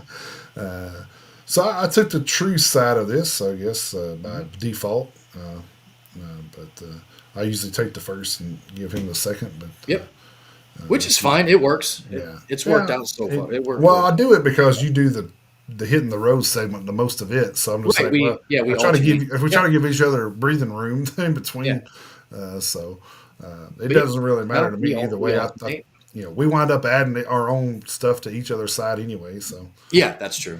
so, but I guess I will kick it off with the probably pretty self-explanatory one, or the most popular choice probably, Metallica Sabbath True from Metallica 1991. Yep. Then I went with Mushroom Head We Are the Truth from The Righteous and the Butterfly Yeah. 2014. Then I went with Nonpoint The Truth from Recoil 2004. Bury Tomorrow Voice and Truth from Cannibal 2020. I went with Havoc, Post Truth Era from the Nice. album 5 from 2020. Bullet from a Valentine, Truth Hurts from Temper Temper 2013. Savage Messiah, The Bitter Truth from Demas 2019. Oh, that's a good one. Seven Dust, Truth Killer from Truth Killer 2023. Seeking Sirens, Living Truth from Departing Ways of 2022. The Halo Effect, A Truth Worth Lying For, Days of the Lost 2022. Testament, True Believer from The Gathering 1999. Malevolence, True Colors from Self Supremacy 2017. And no, it's not a Cyndi Lauper remake. Mudvayne, Perversion of a Truth from The End of It All Things to Come Hell yeah. 2002. Rage True from Wings of Rage 2020. Kubla Khan, True Fear from Nomad 2017.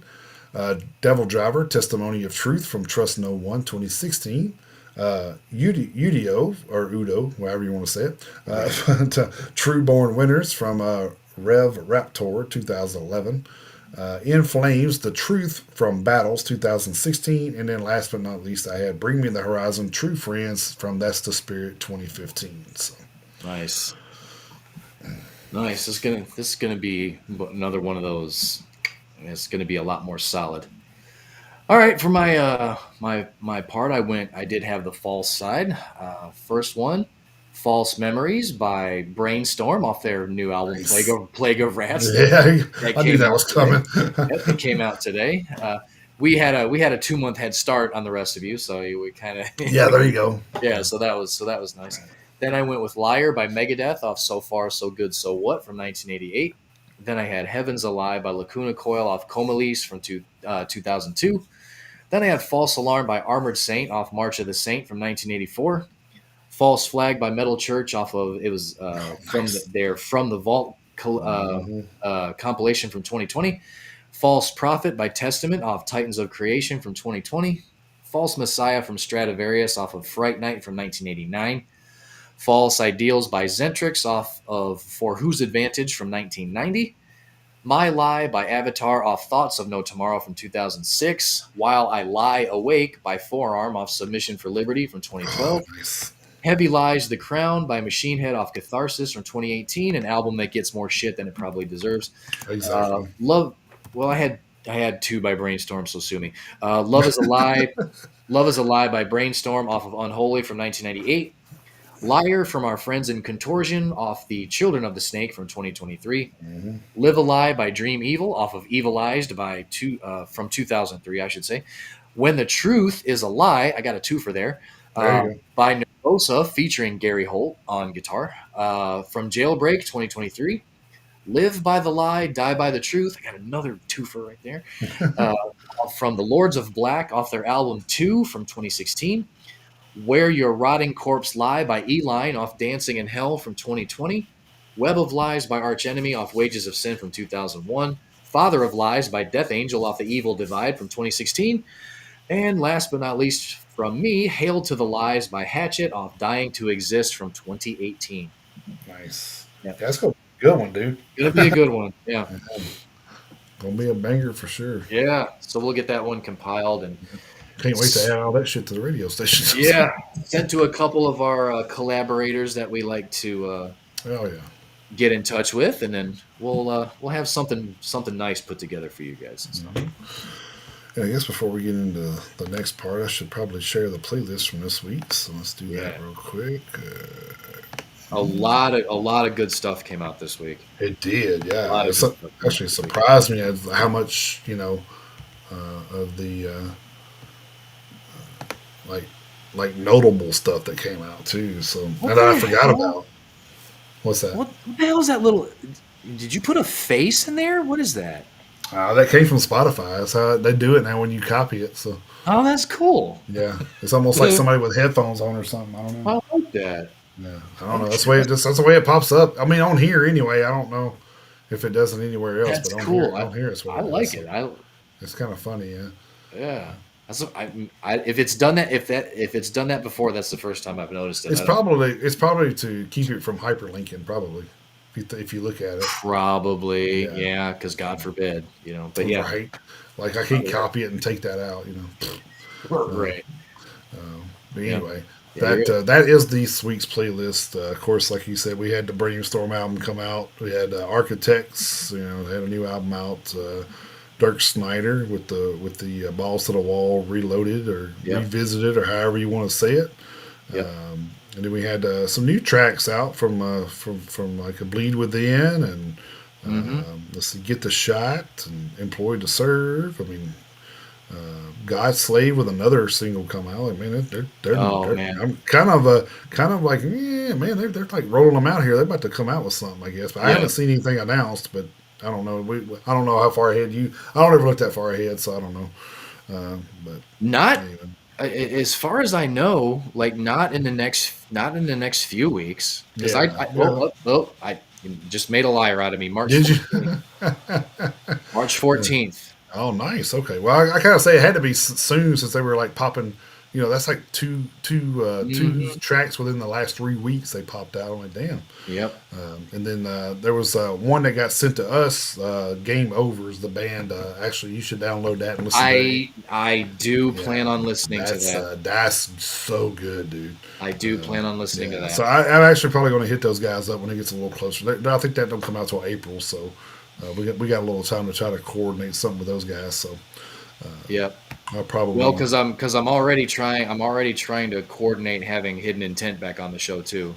yeah, It yeah. sent So I I, know s- there's the I sent them a message too. I've So seen that, yeah, and I got two out too. So I mean, if we get hits back, then yeah, we'll be in good shape. yeah. But I think it was like last year. It was like March or something when we did that It 8 week stretch or it something. was. I do believe it was in the spring. Yeah, Yeah. yeah, because it was like March to May or something like that, or I don't know, April to May or March. No, it was March to May because it was kind of like middle of one to the first of the other. So Yeah. it's kind of crazy. Game Over's new April album, 28th, right? Face the End, comes out April Yeah, 25th. 25th. Yeah. So 25th. probably what I'll do is probably when I come back from vacation, I'll hit them up, say, hey, But we're yeah, but I did see that give one them a in our couple weeks. I did see that one in our email, and I saw where you Yeah, posted one of the videos on yeah, in the group, and I was like, I need to listen to that one. So yeah. And it's so funny, like as I like everybody's agreeing with me on the comment section of that video. It's so funny.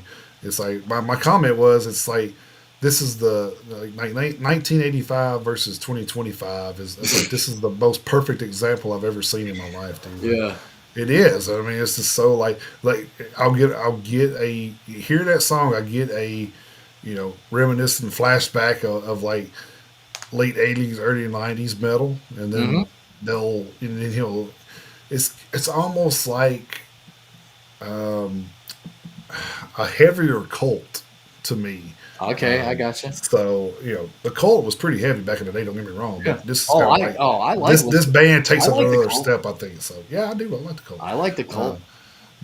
but yeah, he actually kind of vocally reminds me a lot of him. So Okay, man, and yeah. I mean, Ian, right? yeah, Yeah, if yeah, you can sing anything like Ian Asbury, you're doing right. something. Yeah, That yeah. dude's got a that dude's Dude's got got a some great voice. dude's got some good stuff going for him, man. That's Yeah. looking forward So to yeah, I need to people listen. hearing that. Like I said, I've already listened to it, so I can't say a whole lot, but because I Yeah, like to, I'm you know me, I like to keep things, you know, yeah, and I'm I'm going so to. used to having to do that with wrestling and movies and stuff. So I can't, don't talk about this. Okay. Right. So, but anyway, album review time though. So we Yep. did have some ones that I didn't mention. So I went with Destroyers of All. In Darkness We Remain is the album. They're a progressive death groove metal band formed in 2011 and hailing from uh, Coimbra, Portugal. So it might be Oh a shit. Okay. opportunity All right. into Portugal. So we'll see. Um, Current members are Bruno Silva on bass, Felipe Gomez on drums, Alexandre Correa on guitars, Guilherme Busato on guitars, and then I don't know how he says his name, but it's Joao with a little thing over the A. So, yeah, I think, and like I say, I'm not. Yo Don't. Yo or I think it might just be Joe, but I don't Joe. know. Okay. It might Uh, be. Matthias is the last name, and he's the vocalist. And they've all, from what I understand, this band's been intact since 2000. So the only person that don't have a date is Bruno on the bass player. So I'm not sure if it's just. I got it from Encyclopedia Metallica, so I'm not sure if it's just Right. a mishap from them. Actually, let me look and see if it says past members. I didn't look at that. Um, let's see here. Let me see. Members. No, that's their lineup, dude. Like they've been intact since 2011. That's crazy. No past members at all are listed on here. So Hmm. so the same five guys have been playing together since 2011. So That's cool. that's Yeah, remarkable in that's this day cool. and age, really, if you think about it. So. Yeah, it is. So anyway, just this is the band's third full length release, 10 songs and 44 minutes 25 seconds in length. So this one does begin with a 53-second intro, but it's not a deal breaker because as it does, it's a good lead in to the first track of the album. So not too bad. He does like do some little talking and stuff in it too, so it's not like a total like you know Oh, a little bit of it's not like spoken word yeah, stuff. it's Yeah, not yeah, like yeah. yeah. So it's not like a doo, doo, doo, doo, doo, and then it comes out with Right. a whole different tone in the Right. track. And I'm Yep. Yep. like, Yep. wow, what the hell is that even there for? It's like, but yeah, it's a nice little intro, I think. So this one, really nice guitar work from the slow lead-ins to the thrashy solos. Really enjoyed that. Vocally was well rounded too. The vocalist there has some incredible vocal talent as he's able to shift between the cleans and screams and gutturals seemingly with ease.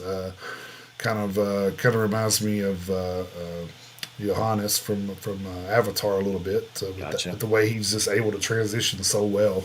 I don't think he has the range Johannes does. Don't get me wrong, but the way he transitions just reminded me of that because he's just like, I'm like, dude, he just like, didn't miss a beat with like shifting. It's like crazy, dude. Now, if he does that live, it's like because I went the longest time thinking Avatar was two different singers. I Right. said, "There's no way that one guy can do all that." And then I seen him live, and I said, "Holy shit, this dude's doing all this shit!" It's like, "Holy shit!"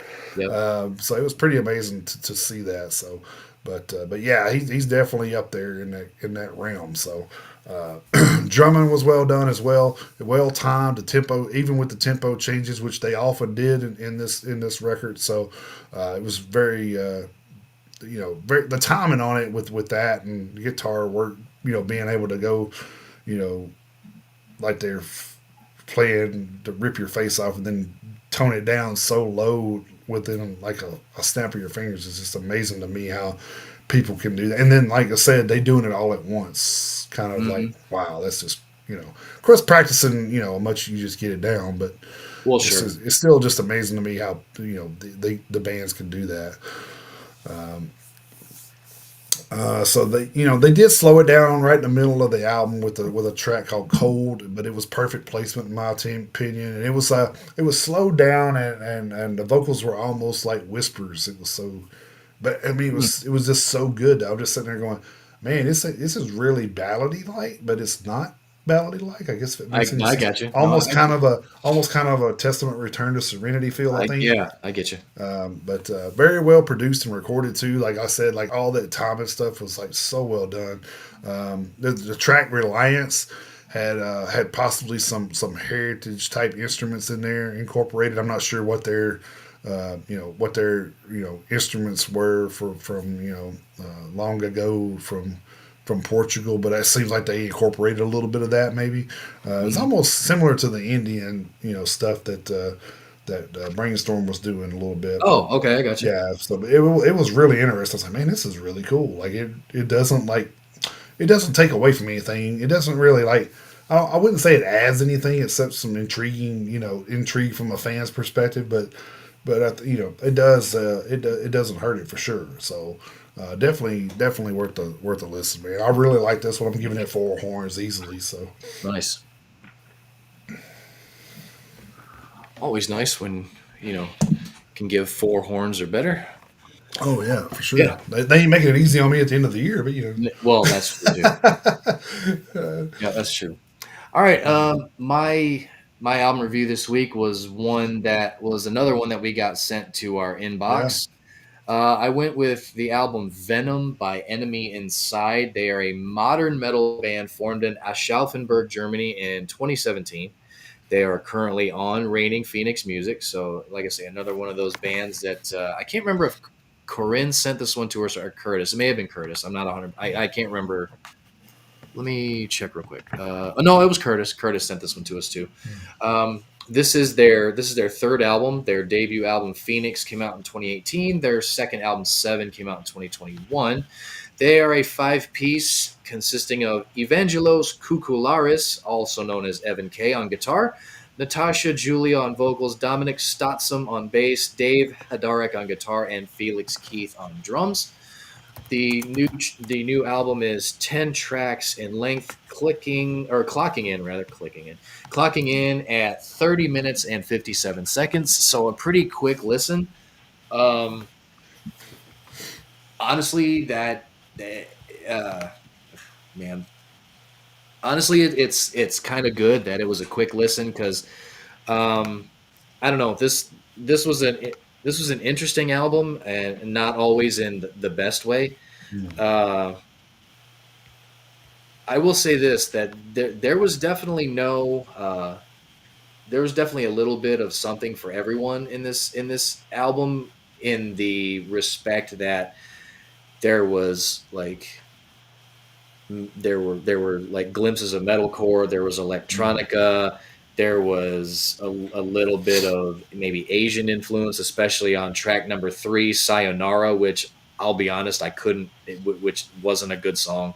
Uh, I didn't like it. I didn't like it. Track number 10, "Let Me Go," was basically just a pop song. There were no traditional instruments in it at all. I didn't really care for that one. There were 3 guest appearances on the album.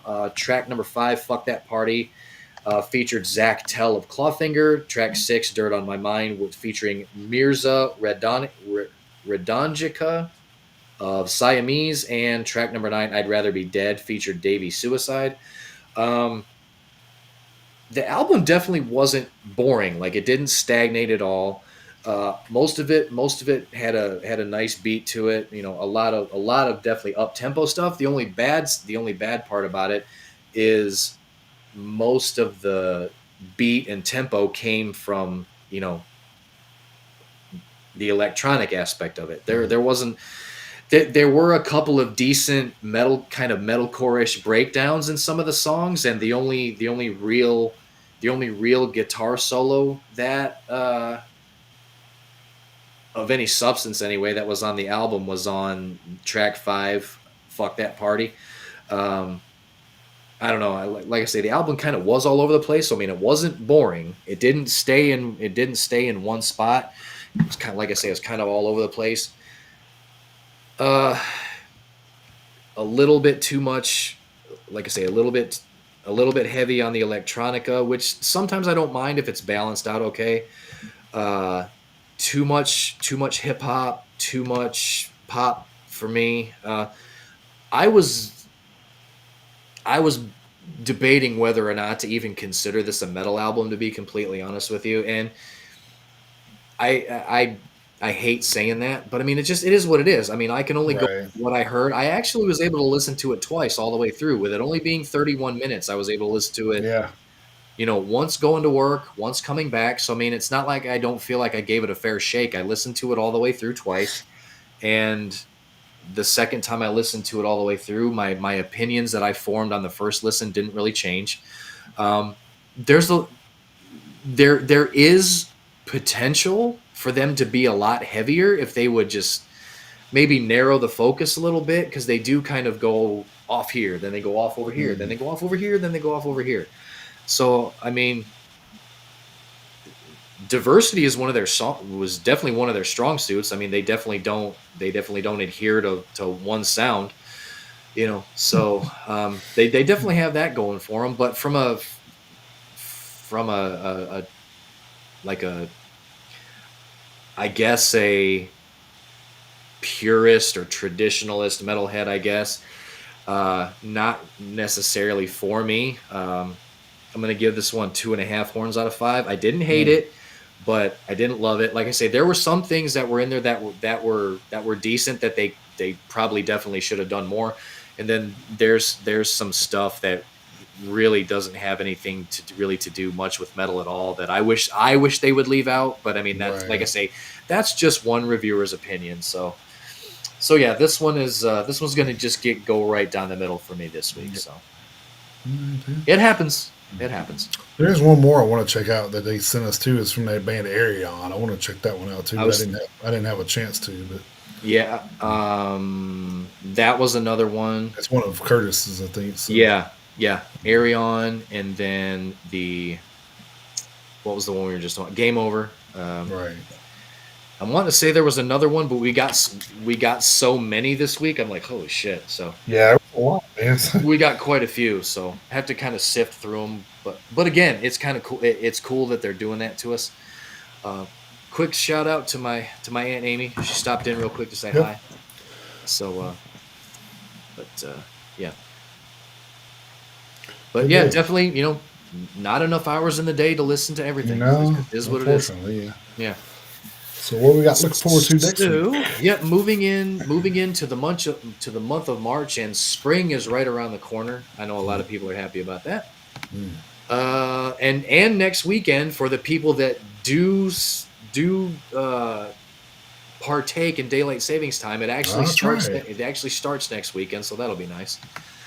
Oh, let's see how long. Yeah, listen, it's a moderately long list. Over at Heavy Music HQ, our friends over there, March 7th, starting off with Adamantis with Reforged, Alagam with Return to the Beginner's Mind, that's an EP, Amber Asylum with Ruby Red, Amon Spear with A Casket of Relics, that's an EP, Ashen with Ritual of Ash, that's a re release, Avulsed with Phoenix Cryptobiosis, Balance Breach with Save Our Souls, The Baptized with Exilion, Bone Jammer with Carcinogenesis, that's an EP, Bullet Boys, the albums 1995 to 2009, Oh, nice. Caballero with a self titled album, Carthage with Dusk Dawn, Cordoma with a self titled EP, Christian Mistress with Children of the Earth, CL with SRATMEO. It's kind of like, what the hell you call it? Not an abbreviation. Um, it stands for something. It's not SRATMEO, but it's SRS.R.A. You get Oh, what I'm saying. gotcha. Yeah. I I'm going blank on what that is at the moment. It'll come to me anyway. Circus with Clockwork Tulpa, Combust with Belly of the Beast, Crown Magnetar with Punishment, that's an EP, Cryptosis with Celestial Death, Cult of Extinction with Nightmare Ascension, Danheim with a couple of re-releases, Manavagir and Munarvagir. They're spelled separately, or they're spelled differently rather. Spelled separately. Spelled differently. 2 re-releases coming out from them. Then we have Dawn of Ouroboros with Bioluminescence, Deathless Legacy with Damnatio Aeterna, The Death Wheelers with Ecstasy of Mold, De Herald with Arcanum 1, Rage, Destruction with Birth of Malice. Oh boy. Mm. Oh, it's going to be good. Disturbed with the Sickness, 25th Anniversary Edition. Drony I Omni with Liminal Mass. Druma with Sores of Our Time. Drunkel Zukunft with Dunkelvelt, that's an EP. Edge of Paradise with Prophecy. Edyacaron with Pantheon. Frog with Eclipse. Gentle Beast with Vampire Witch Reptilian Super Soldier from Outer Space. The Gift is a Curse with Air, Grey Mountain with a self-titled album, Guiltless with Teeth to Sky, Harvest of Ash with Castaway, Hexabrot with The Order of Things, that's an EP. Hypermass with Apparition Day, that's an EP. Impurity with The Eternal Sleep. Istap with Soul Tear Sortna. Jethro Tull with Curious Ruminant. Well, we know who's winning the Grammy next year. No. Kaiser with Second Sound. Cryptograph with Cryptonomicon. My Son Diu with Herbacia. That's an EP. Maltuka with Black Right. March of Scylla with Andromeda. Mind Wars with 5, the Roman numeral. Yep. Uh, Seems like a favorite. yep. Yeah. Yep. One and the same. Mortuaire with Mon Vide. Necrambulant with Upheaval of Malignant Necrambulance. Nekairos with Nixian Path. Nephilim with Circitian. Nightshade with Wired, that's a re-release. Nivian with Queen of Phantoms. New Lore with Final Form. Orchid with The Skull Sessions. Overdrivers with Glory or Nothing. Pyres with Yoon. Raging Speedhorn with Nightwolf.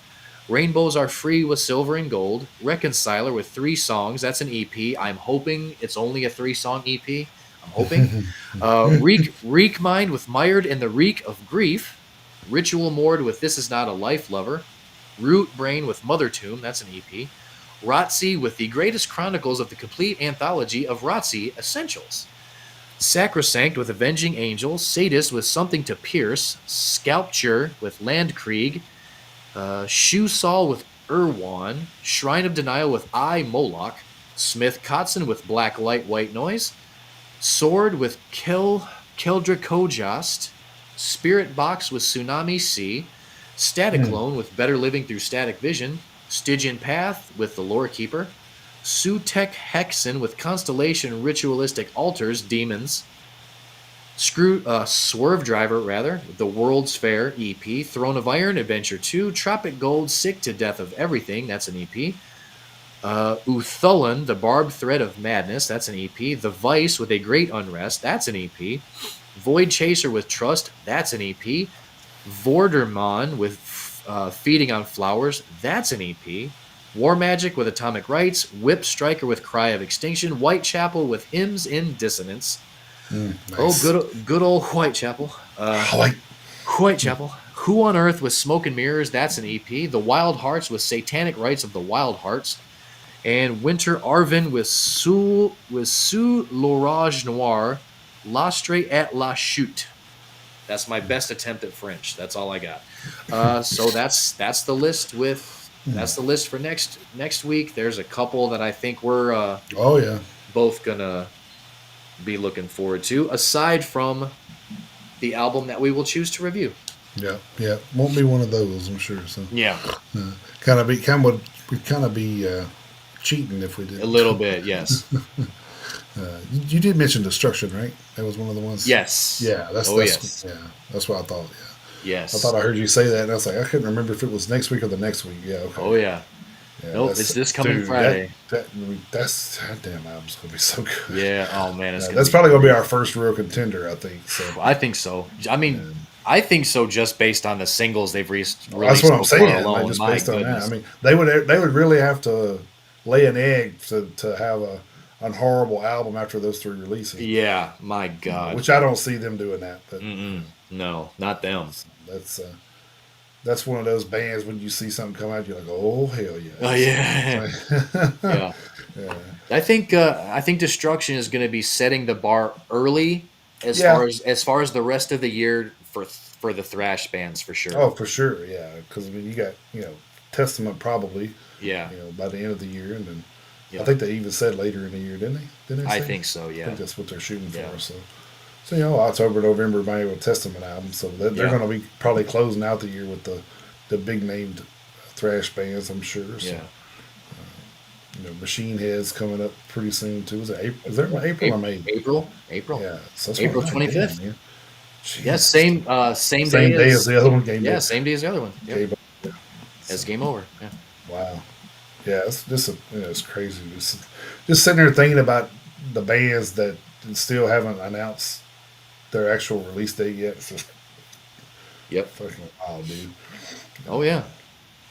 We definitely haven't heard like the end of the bands who Oh are well, going to have no. stuff out. No, Yeah. not even close. We're just now into March. Mhm. Well, the Kill Switch album came out too. Yeah. Was it last week or last Mm-hmm. week? Yeah, last Yeah, week. last week. So that's a good one too. So Yeah. it's definitely a contender in my eyes right now. But like I said, we still got a long way to go. Oh So yeah. so it's like I said, it's going to get down to where it may even be hard to stick a newer band in the mix with so many of these bigger bands coming out with stuff. But you know, I mean, it could be, and like we said before, that's not a knock on any of well, the newer no, I mean bands, but it's just it just speaks to the overall quality and health, by the way, true, of heavy metal. true. Yeah, which I think the future's intact pretty good from I some of the think so. bands that we've been hearing, I and think then so. just like we just talked about a band that started in 2011. I Hmm. mean, they probably got 30, 40 years, you know, of total music left in them. So Probably. so I mean, you got a long time Yeah. to to to go, man. So Yeah. yeah, I think the future's in pretty good hands, man. Like I say, we're never going to see a commercialized, big band anymore like Metallica and Guns N' Roses were because they don't do that anymore. So Right.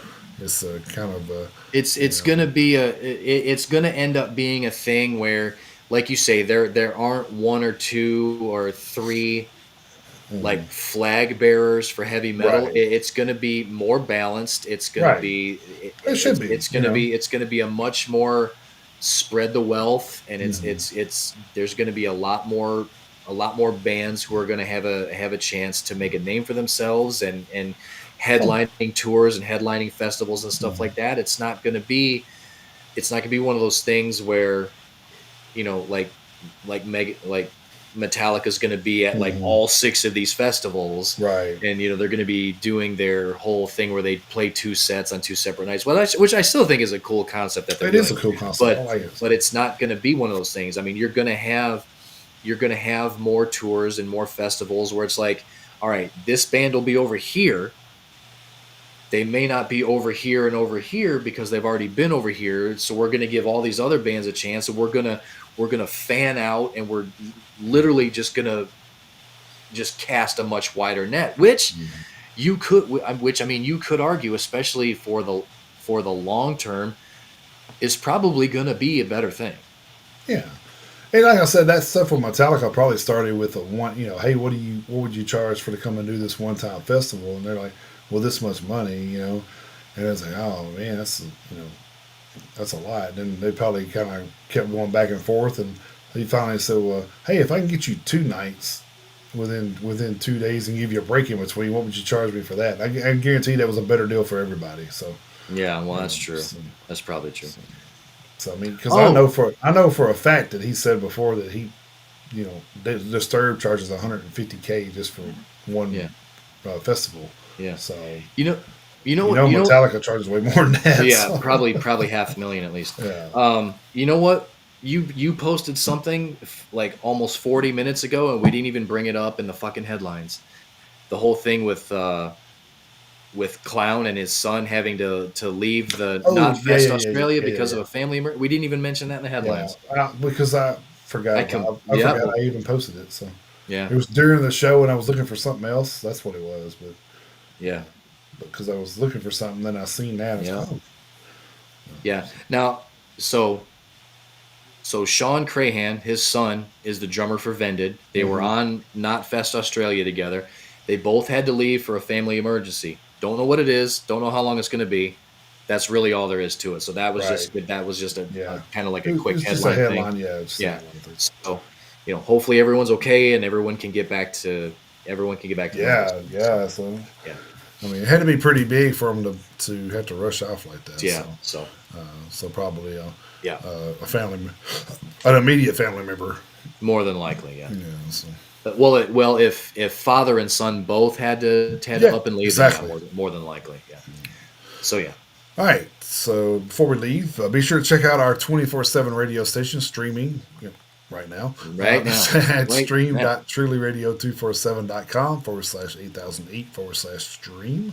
That's right. You can do that from your phone, your laptop, your tablet, whatever you want to do, man. Just Yeah, whatever you can, whatever you got a browser. Yeah, yeah, probably your smartwatch. You can, I mean, you can yeah, probably do it from there too. I mean, yeah. you The know, only thing I don't know if they ever fixed that. I don't know. The one thing I didn't like sometimes about if I'm not on the actual because I got admin login. So if you're not mm, on the admin login, it kind of stays on if you're on that. But if you're not, and I'm trying to listen to it, I think your phone if your phone fades out, that it fades out. So it's kind yeah. of See, I don't like that that's kind of aggravating. But because at least Spotify, like if your phone screen goes off, the music yeah, still plays. So I mean, yeah. there is So that. I don't. I think it eventually does, but I think it takes it a little while to recognize that that's what your phone's doing or something. I don't know, Yeah.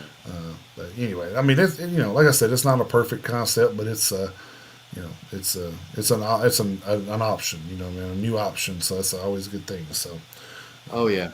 Yeah. Absolutely. Definitely. also, before Chris gets into all the other stuff, definitely hit us up for your emails if you want to get the 2023 tour shirts. All that's right there. So you can hit us Hmm. up in the email about that and Yep. let us know your size, and we can get you. Get that your address and all that stuff. We can get that out to you as soon as payment is cleared. And Absolutely. Yep. And remember to follow us on all of our social media: Facebook, our Facebook group and Facebook page, X, Instagram, our YouTube channel, Rumble, TikTok, Twitch, and Spotify. And like Jason said, email us at the metalheadsuniteusa@gmail.com. all right, I guess that will put a bow in this one. Yeah, and I guess Yes, it will. hopefully hopefully everybody enjoyed the show. And like I said, if you want to catch that interview from last week, it is on YouTube, Spotify, Rumble. Still on Twitch, I think, or not Twitch. Yeah, maybe It's it's still on. on Twitch. It It's might still be on on. Twitch. It's still on Twitch. It stays there for 14 days, so it still should be there. Yeah, and Uh, I know it's it's still on on X. X, yeah, I know it's on there. So and I know Facebook said gave me a notice saying they're going to start uh, limiting how long they stay up too. So unfortunately, well, so yeah, yeah, so but you'll have to. So, but they're always on YouTube. They're always on Spotify. So yeah, those are yeah, the two options that are always probably going to be there. So, yeah. I don't think YouTube videos ever come down. As far as I as know, I far as don't I know, think they they don't. do. I mean, unless they take them down for some crazy reason, but Yeah. I So mean, I mean, once we upload them, I think they're pretty much yeah, there. they're pretty much there. Yeah, so Yeah. Yeah. they just keep extending their width, I guess, and making sure it can hold everything. So, Yeah, that's true. so yep. So, all right, guys. Hopefully, we will see you back here next Friday. So far, so Hmm. things can change in a heartbeat around here. So, but if you want to know that, you have to follow our socials and find out. So, That's right. if not, take your chances of showing up here next Friday, and we may not. So, That's right. but Yeah. we plan on being here Friday night, next Friday, 10 p.m. Central Standard Time.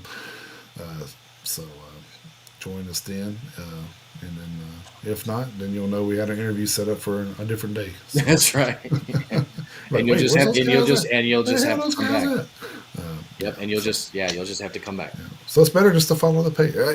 Like I was It is telling, easier. It it's is easier easier. to follow the page because if you don't want to get bombarded with stuff from the group, because you get notifications from Facebook that way. But if you do it from the page, we don't do a lot of the videos and stuff there. We just post album reviews and the Metalhead Minute and stuff like Hmm. that. So you probably get like 3 notifications a week or something from that. But so. Yeah. Unless we're Yeah. doing a pod, unless we're promoting a podcast with a guest, and then you'll see the videos and reels there. But Yeah. Yeah. The page is less busy than the group. That's for it sure. is, yeah, Because that's the funny thing is the page is just the two of us. right, Everyone in the group can add videos. I mean, they can. exactly, yeah. So that's probably Yeah. why. The group is a lot busier than the page. So All right, guys. absolutely. Hopefully, we will see you back here next week. Until then, keep those horns held high. Jump in that pit anytime you can. Have a great week, you guys. Thank you.